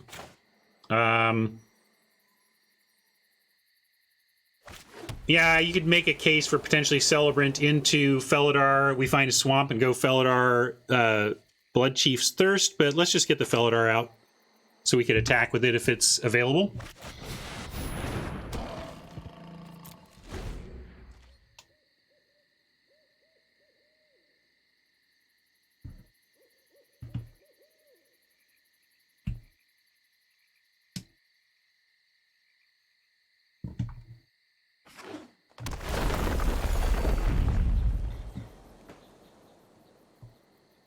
Swamp off the top, obviously our best draw. At that point, we can go Celebrant, kill Vine Gecko if we want. Attack with Felidar 3-4.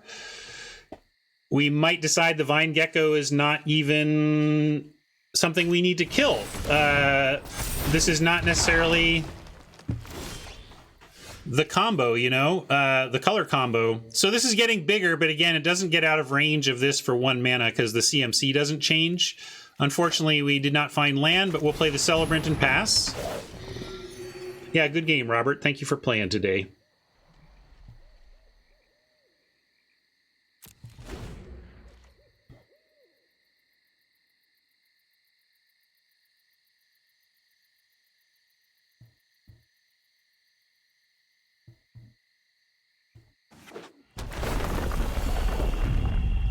Yeah, that Royal Mage changed everything. That extended the game quite a bit. I was quite sad. I thought we had you. It's like, yeah, you get... Oh.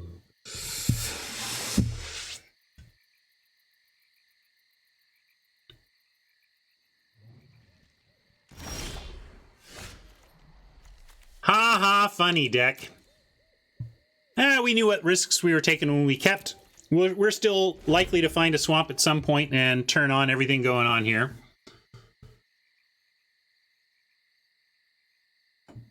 If we get Mind Drained, we're going to have to ditch Mind Drain and a Blood Chief's Thirst. Boy, if you make your opponent discard 2 and they discard a Blood Chief's Thirst among the 4, yikes.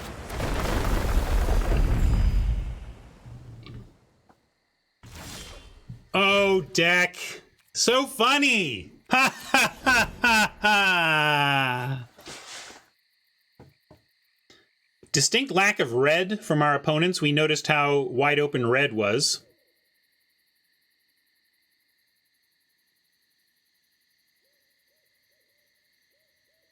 I mean, we're actually totally in this, right? Frustrating to not have our black source yet, but hopefully we find it soon and then this game marches on.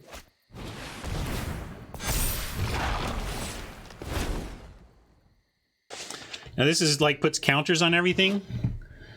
Yeah, that's pretty nice. We got the removal to solve that problem. 2 Blood Chief's Thirst and a Scavenger to Death Touch something. What is this attack? Because...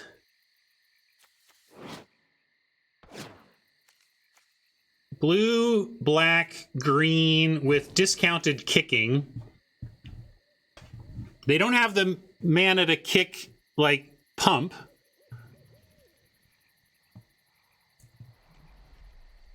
If it's +3/+3 alone, yeah, I'm just going to say no blocks. Swamp us. Make this interesting, please. It's going to be tough even with a swamp, with this Vastwood Surge about to be kicked.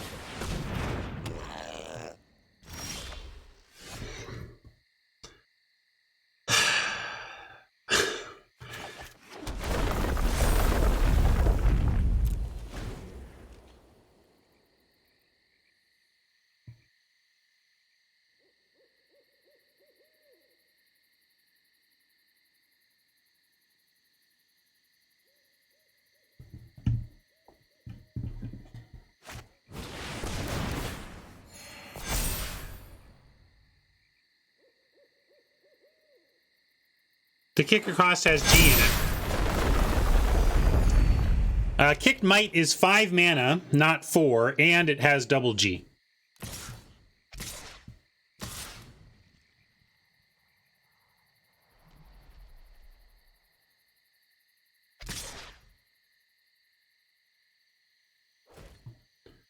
Well, pretty straightforward that we have to take out one of these 5s here. We could even just put it all on the Gecko, but if we draw a black, we're just going to kill the Gecko for 1 mana. So we got to just take the Gecko hit, and 7, 8, 9, 10, 11, 12, 13, 14, 15, 16. We can go to 1 with this block. Then we kill the Gecko, and then we're dead. So we got to chump as well. Yeah, chump Gecko for biggest life prevention, and then we have some sort of chance from here, but I mean, come on, we currently we mold to 2. Hard to win on a mold to 2.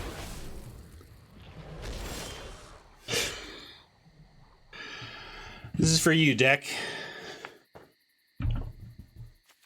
Sometimes this happens. You know, I had a conversation with a viewer on YouTube who was really mad about the mana system and wondering if even feeling a little tinfoil hatty, maybe there was some programming issue, you know, like doing is the shuffler broken stuff. And I was explaining, and I'll explain to you all, like, this is what we signed up for. Magic produces some number of extremely frustrating losses where you feel like this was not in your control. This is not my fault. Now, of course, I kept, right? I took the risk and kept, but it was a risk assessment. But then this happens and you're just like, it's so painful that you want to find somebody else to blame. So you look to the programmers or the shuffler algorithm or whatever, and don't do that. Like, it's never the shuffler. It's not the shuffler. And what I said to our YouTube friend on this front, in terms of how to manage this stuff, is like, this is frustrating. I'm not immune to feeling the frustration of this loss. We were in one of those spots. It seems so unfair, but you're gonna take a moment of Zen. And remember, yeah, this sucks. It's okay to acknowledge that. I'm going to feel it. I'm going to acknowledge it. I'm going to see it. I'm going to own it. Ouch, this hurts. But then I'm going to scoop. I'm going to remind myself, hey, we made reasonably defensible choices at every step of the way, including the keep. The keep didn't work out for us, but it was a reasonably defensible choice. And all you can do in this game is make your reasonably defensible choices the best you can and see if it gets you wins. And when you lose like this, go ahead and feel it, but then let it free. Let it free. And remember, this is the main thing. You are not special. The game is not out to get you. Variance treats everybody the same over time, even if it feels like it's been beating up on you lately. So if you waste your time and mental energy getting all worked up over losses where you feel like you just got really unlikely draws, you're wasting your mental effort on Magic when you could be doing it on something that would actually improve your win percentage. So just thought I would take an aside there to say it's okay to feel the pain.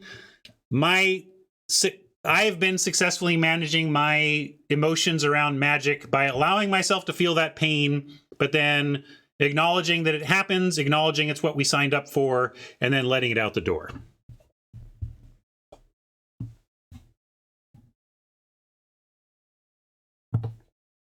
Yeah, intangible, as I was just saying. It's the way it goes. Wait till you see my hand. It was very good. It was just 100% black cards.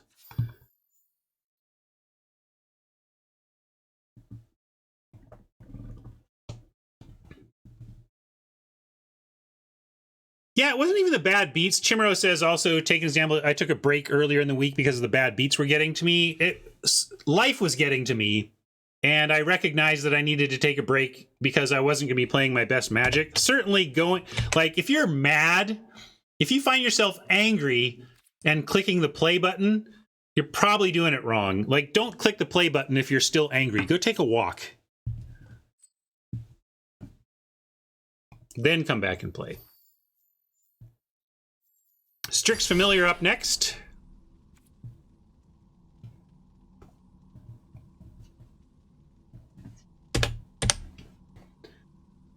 Well, if this goes how it's been going, I will win this one and we'll have another Game 7 finals. Although, if Strix wins this one, you all will be playing for a trip to the store. That would be exciting.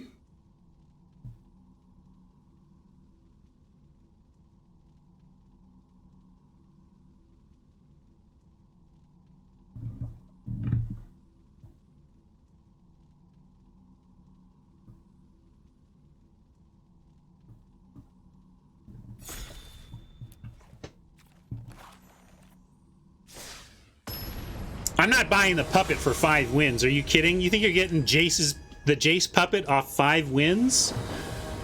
That's a 6-win type goal there. Yeah, we started against Cord. It's actually one of my wins. All right, this is nice. We get to keep Healer into Sentinel with Subtle Strike to be able to attack with Sentinel. And we have both of our colors this time. Whoa, what a concept. I'm not buying any pet till I understand how it behaves. It's good life advice in general. As far as I know, that pet, like, squawks or something. Who knew that the sound a Black Lotus makes is...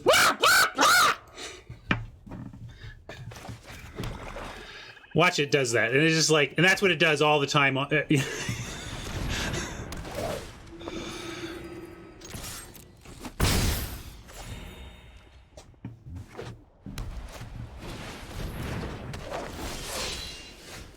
right. Well, I would love to go Subtle Strike, kill the Sellsword, and play the Cleric and 2 spell it, but I want to put the Subtle Strike counter on the Sentinel, although we're actually very close to just hard casting this at 7, so maybe I will prep.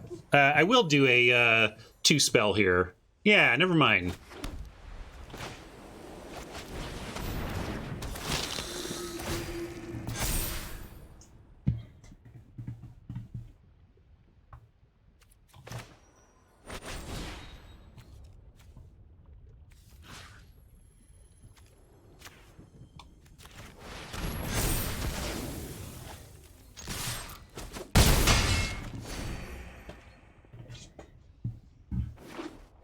Seems all right.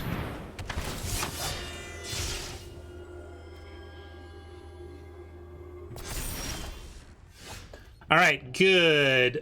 We could 2 spell here. Now I kind of want to hold the Sentinel until we find 7 lands to kick it, but we can play the Sellsword and grow the Cleric.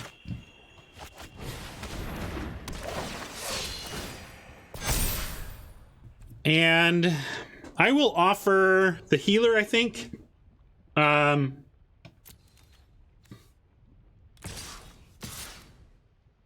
It's not going to get bigger on its own or anything. I'm willing to trade that off if they want and get 4, drop them to 10. What do you think? Yeah, let's do that. Hey, Alex. Thank you for playing today. Good game. Thank you for the raid. Welcome, Court of Calls viewers. Thank you all for hanging out today. I'm going to not play the Sentinel. We're going to hold until we can kick it now. Oh, yeah, I should have sent the 142. I was just a little distracted by the incoming raid, but yes, that was a reasonable attack all spot.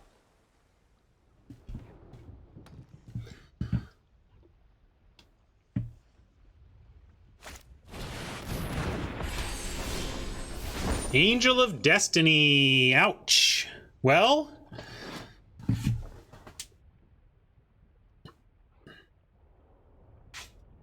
double strike, pretty good here. Gloom Hunter doesn't really do it. We're kind of now holding out for land.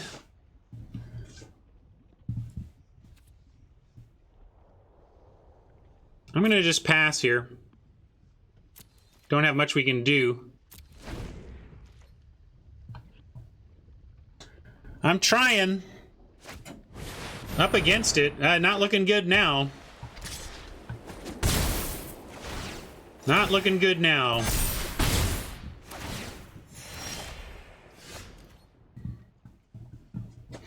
I mean, what do you even do?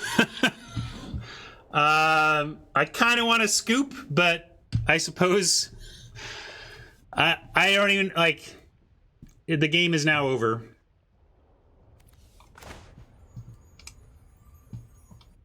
What do you even do here? We could put the Sentinel out.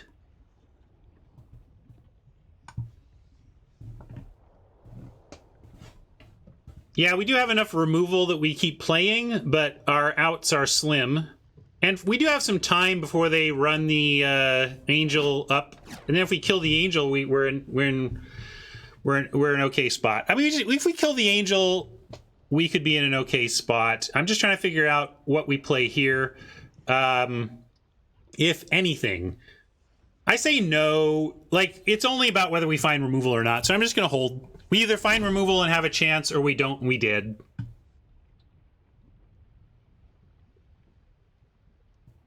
This is why we draft removal so highly. Often we find ourselves saying, well, either we find removal or we're dead.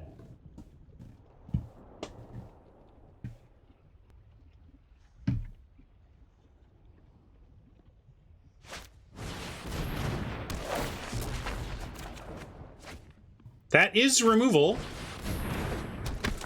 Unfortunately, we really want Thirst because we need this Angel off the board. Yeah, we can put this on the Cleric, but it doesn't stop this problem. Do I? They're at 15. Oh,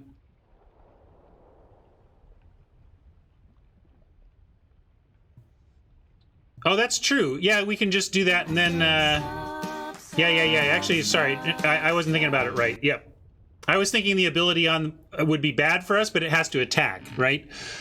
In my head, I was thinking if they get to 15 over, then they win. But since it has to attack, it's actually a reasonable thing to do. So yeah, let's say no blocks and bind it up.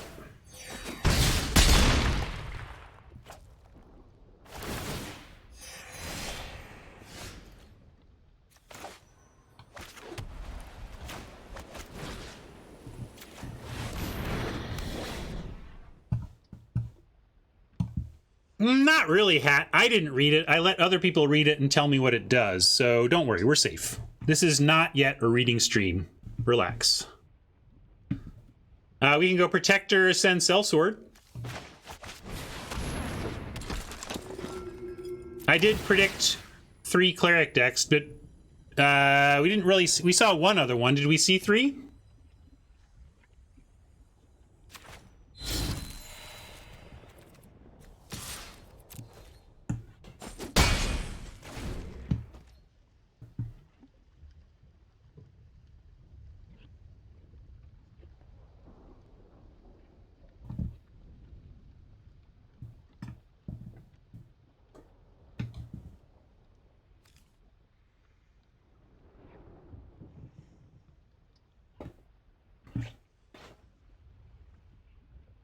Yeah, there are some white.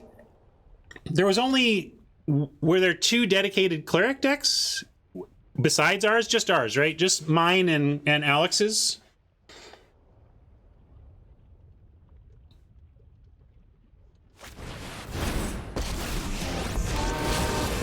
Wow. I love data analysis. I love learning. There were some cleric synergies in his deck, though, right?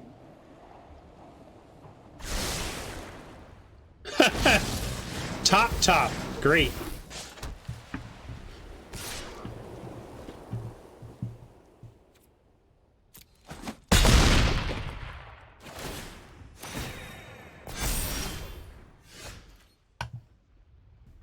Let's go Swarm Hunter.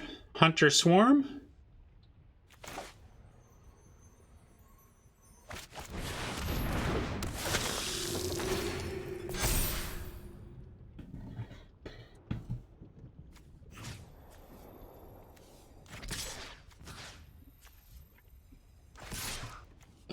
Let's do this, right? Why not?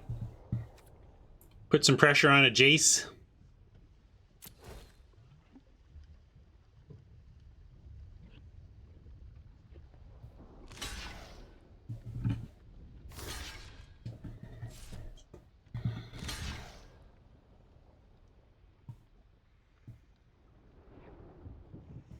We're still in trouble to all this card advantage that the Jaces are going to provide. We're ahead on cards.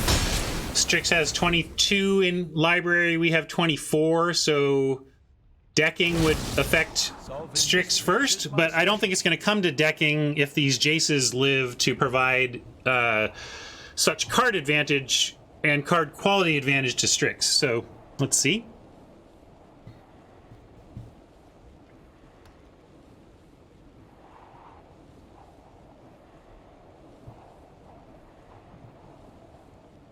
Media liked Gloomhunter first. I was just thinking of power of attack, Media. Like, if we play Gloomhunter first, we're going to be attacking for 3 in the air next turn. By playing Scion first, I'll be attacking for 5 in the air. That was my feeling.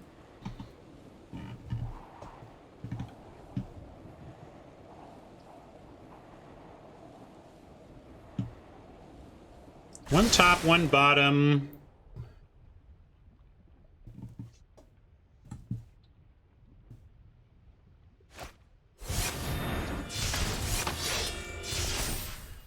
Right. I'm just saying that they will. Like, if you don't think there's something in this deck to free up this angel or kill this angel, I think you're wrong. I think that if we try to play this game out to the end, the angel will eventually be released and we will lose to it.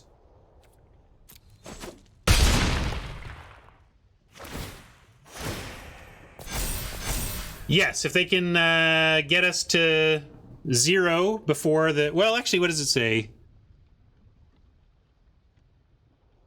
Yeah, because is that a trigger? They don't have lifelink. It is a triggered effect. Oh, this is genius.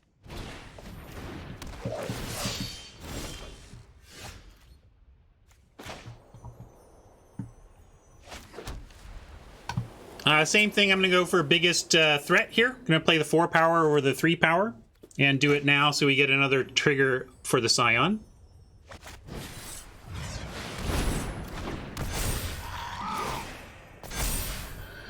And I am going to take a moment to take out a Jace.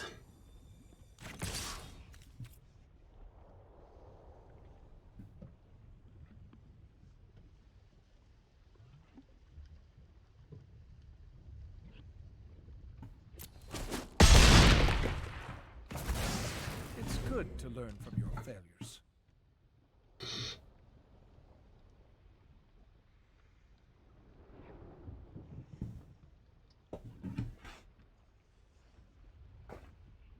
This is a weird game for sure.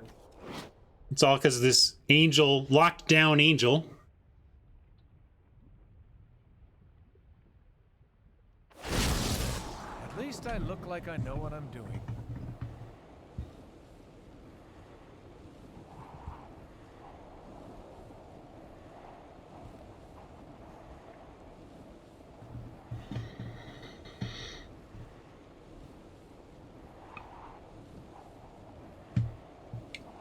I think we all agree that Strix can't win unless Strix does something about the trapped angel.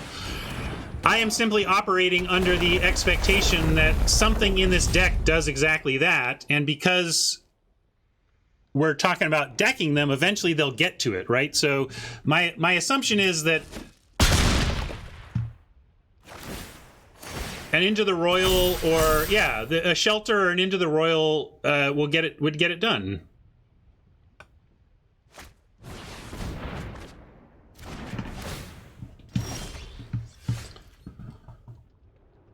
Journey to Oblivion at uncommon. Yep. So I'm gonna send Sentinel at Jace and Scion at face after kicking the Gloom Hunter.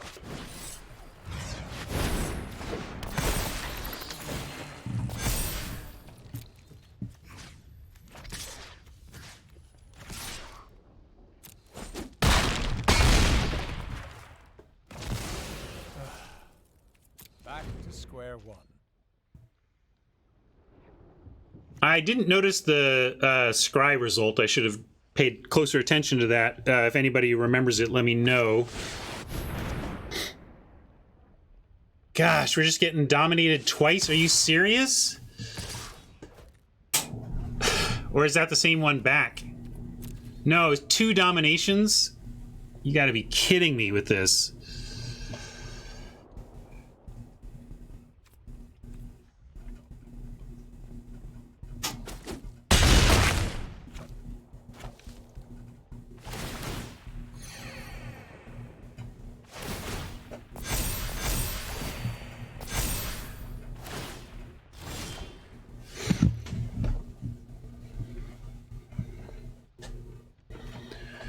$17-21.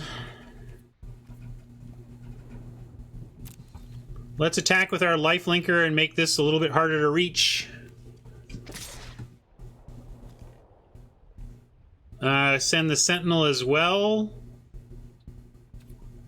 I don't think that matters anymore as much as stopping some of these huge attackers. But this is ridiculous. Like, I've been... I don't know how I'm still in a game where my opponent has cast 2 mind controls for what are now 10/10s.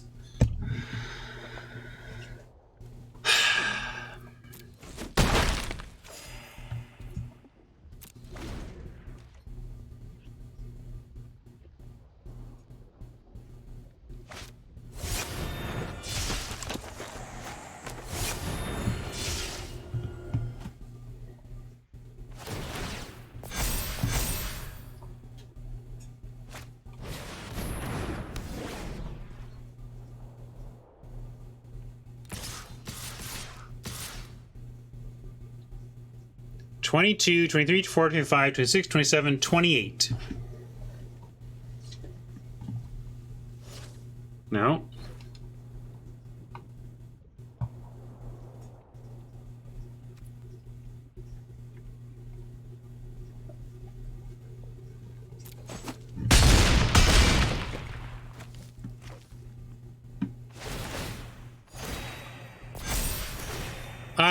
Life gained. Make these bigger. Sure, deck, sure. Just keep doing that.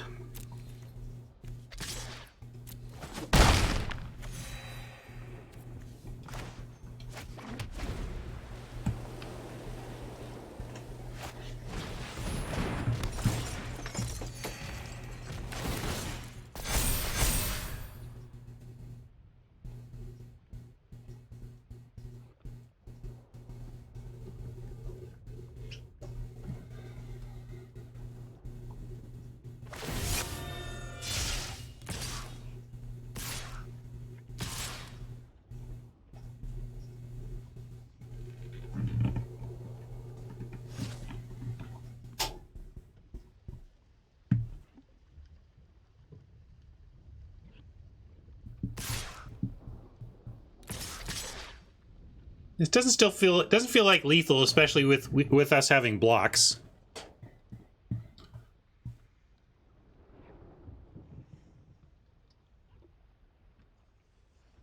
One, two, three, four, five, 6, 7, 8, 9. 19, 29, 30, 31, 32, 33, 34, 35. 35 plus a banneret activation is 36, 37, 38, 39, 40. So right now we're looking at going to 1. Anything else I'm missing on the pump? Well, let's put the Celebrant on the Outrider. Well,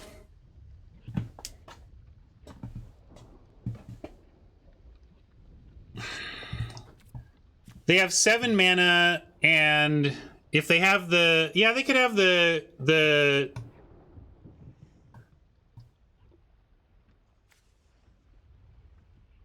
well, it's not like... We kind of want them to draw a bunch of cards. The question is, do we want to lose our Celebrant? All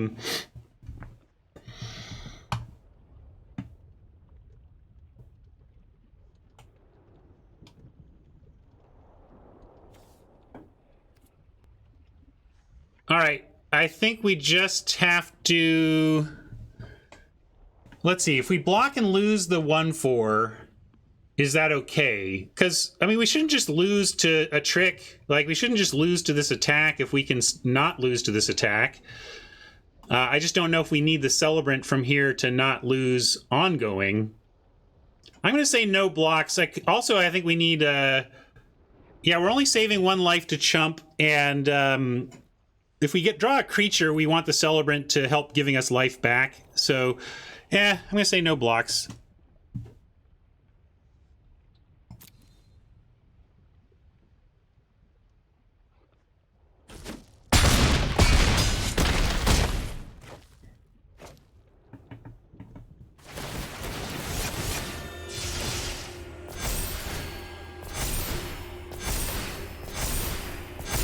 I didn't block the Outrider because C. Banneret pumps team and kills Celebrant.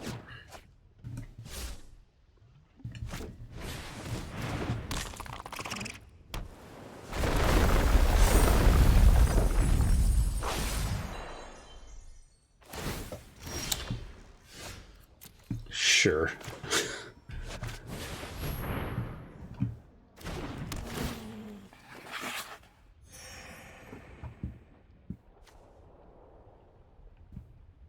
I think we're just dead.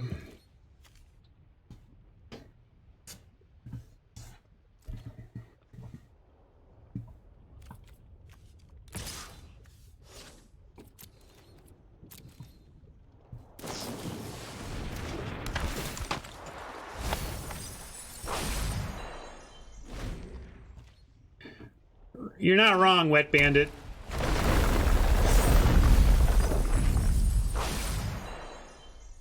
Between Angel of Destiny and Ruin Crab, this has been a weird game, but all right, whatever.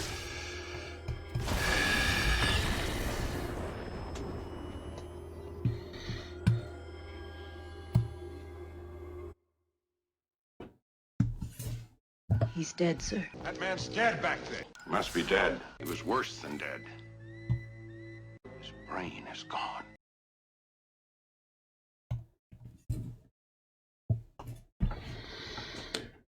Well, I've lost the week. Am I going to lose some gems? Let's find out.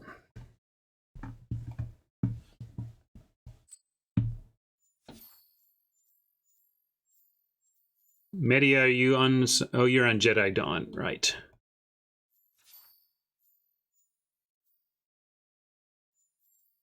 Let's be clear. We lost to double mind control. That's what we lost to.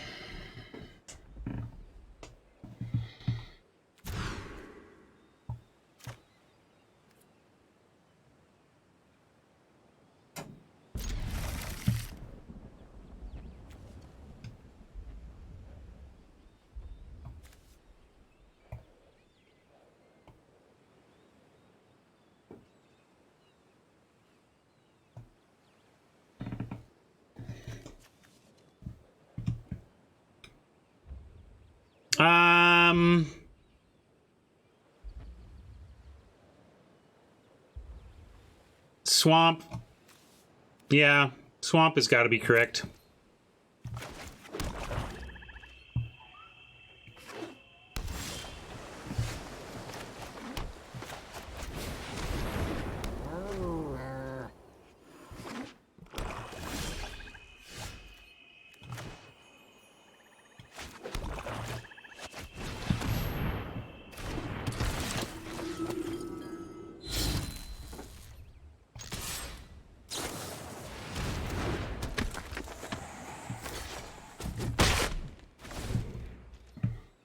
Well, if I'd known Soaring Thought Thief is around, I would have held the Subtle Strike.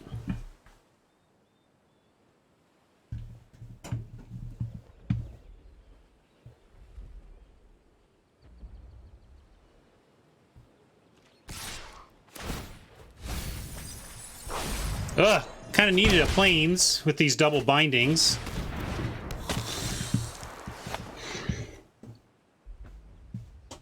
All right. That's how it's going today, I guess.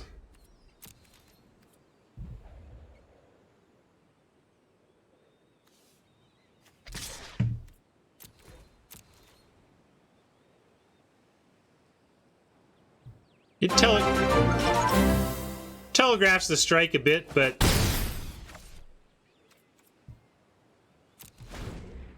because I wanted to have the option on defense as well. Except now we don't. Well, actually, it's still okay. This is the thing. The stinger comes in and we can get it because Media is thinking they can make the Shadow Stinger Death Touch, but we can Subtle Strike it so the Death Touch doesn't happen.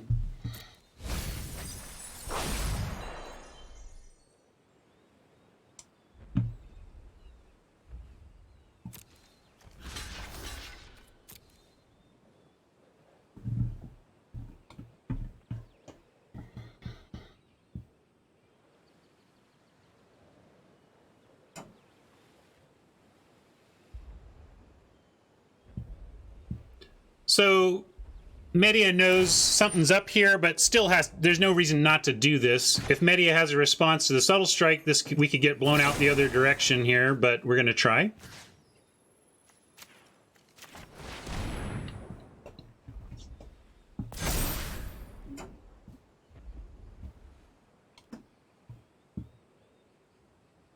Could be a Subtle Strike of Jedi's own.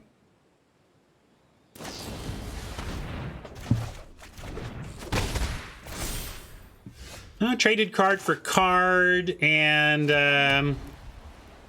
we can replay the links. Probably want to bind something here, though. I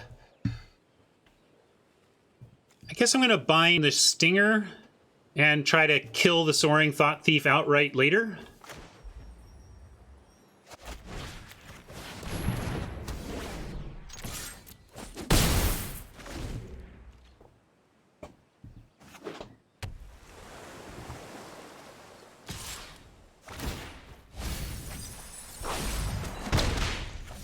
Boy, testament to the Gauntlet competitors' quality this week that we're having a tough time finding more than 2 wins with this deck. I think our deck is actively pretty good given the table. Like, I mean, given the I'm not saying the table's bad. I'm saying because the table is good and made it tough to draft, I'm kind of happy with the deck we ended up with, but it's not having success here today. We could Vial, and then if the Protector is traded for, that would be... I'm worried about Flash Rogues, though. 3 cards, Soaring Thought Thief, 5 mana, both colors. We're on the verge, we're actually on the verge of hitting that 8 that turns this stuff all on, so...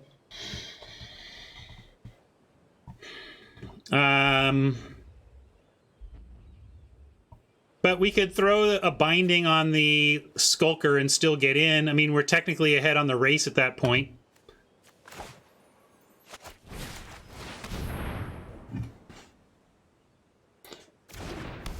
No, we had 1 red drafter, at least. I remember seeing red cards.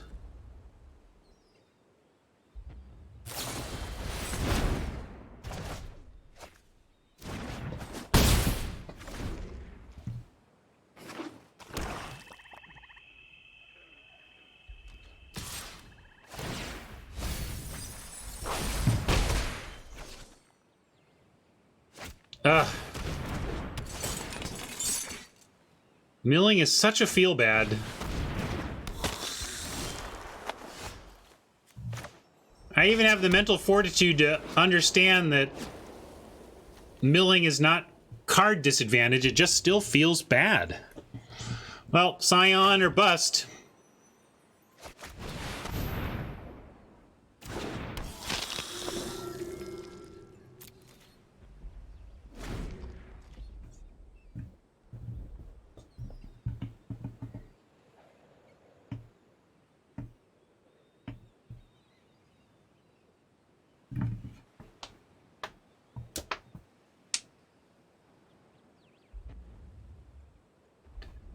If anything, green was the there was a lot of green open, right?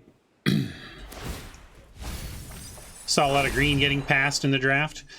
Shadow Stinger obviously can become death touchy. Really feel like we just have to take this and take the pain. Do we have any removal left for this stupid Thought Thief, though? That's the question. And won't let me even look. I hate that too. All right, we do have some removal somewhere.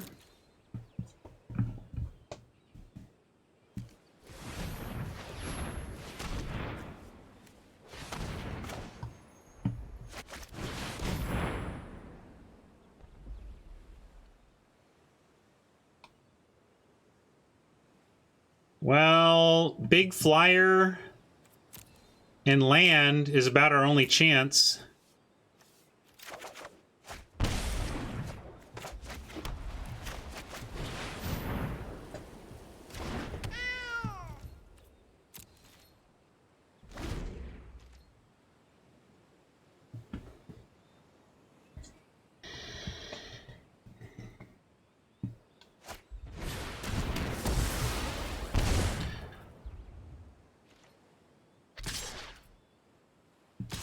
All right, good job, chat. You finally get to go to the store, because we can't win this now. We are dead. I guess I do this and this, kill the Stinger, and then we have some chance of land into Sentinel.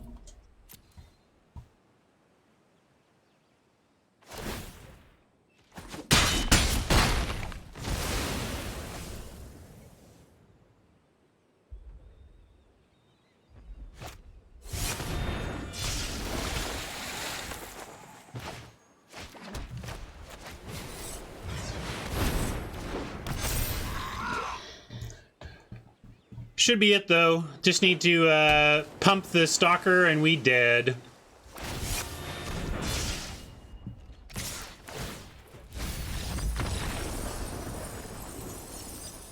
Well, good work, chat.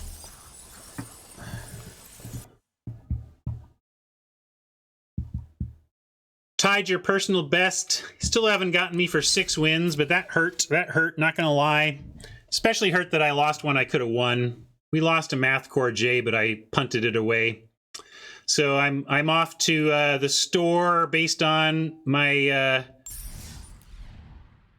my punt earlier. Good game, Media. Could not beat that. I think we should get...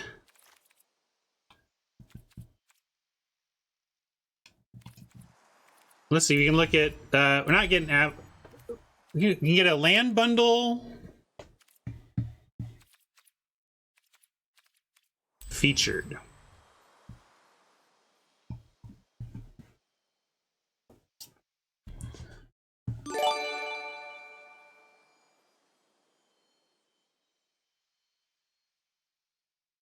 I don't know, gang. No, I don't think this is on the table. I'd rather pay less and get some basic lands to use.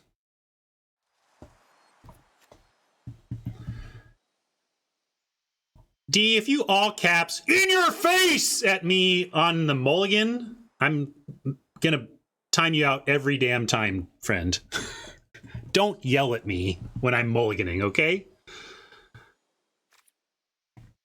All right, let's vote on Eurolands then. We got 1, 2, or 3. We'll take a look.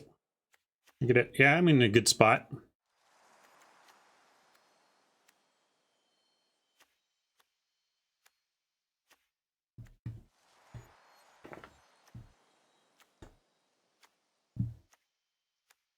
Those are your options.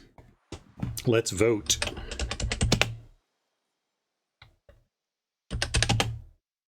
One, 2, or 3.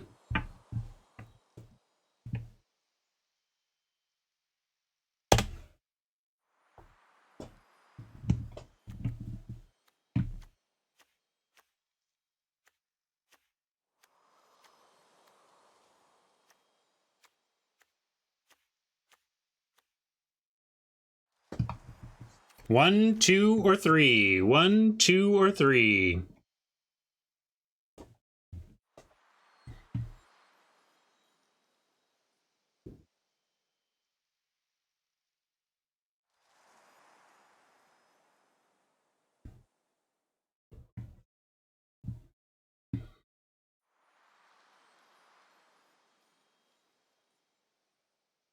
Not today, but definitely be doing some Eldraine drafting next week if chat is into it. D's happy because the Dutch land was chosen. We'll take Euroland Bundle 2. Our friend D is from Holland.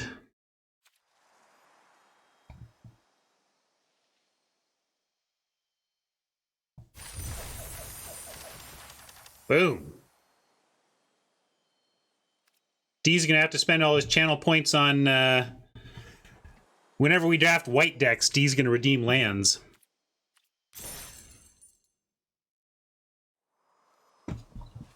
All right. Well, I wish I hadn't screwed up and had to go to the store. Could have at least lost 3-4.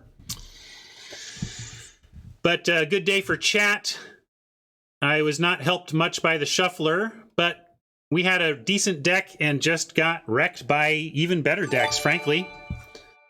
Really good work, chat, on the day. Congratulations. We're going to find someone to raid unless there's a raid captain.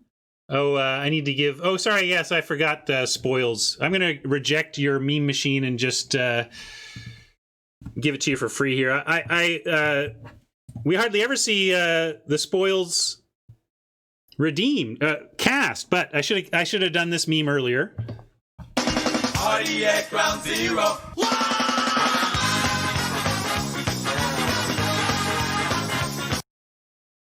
And I'm doing that next. Here's Jinx's Thunder meme.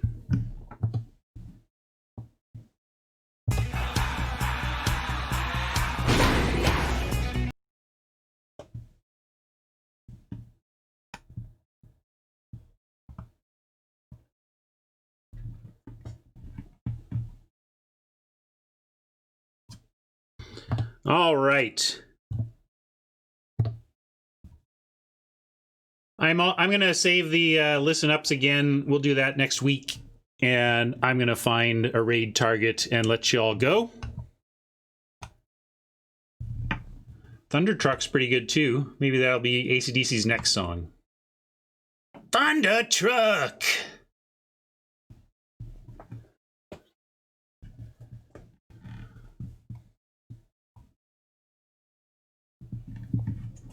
Well, Tupperware is playing us next week, so let's raid Tupperware today, shall we? That's Ethan.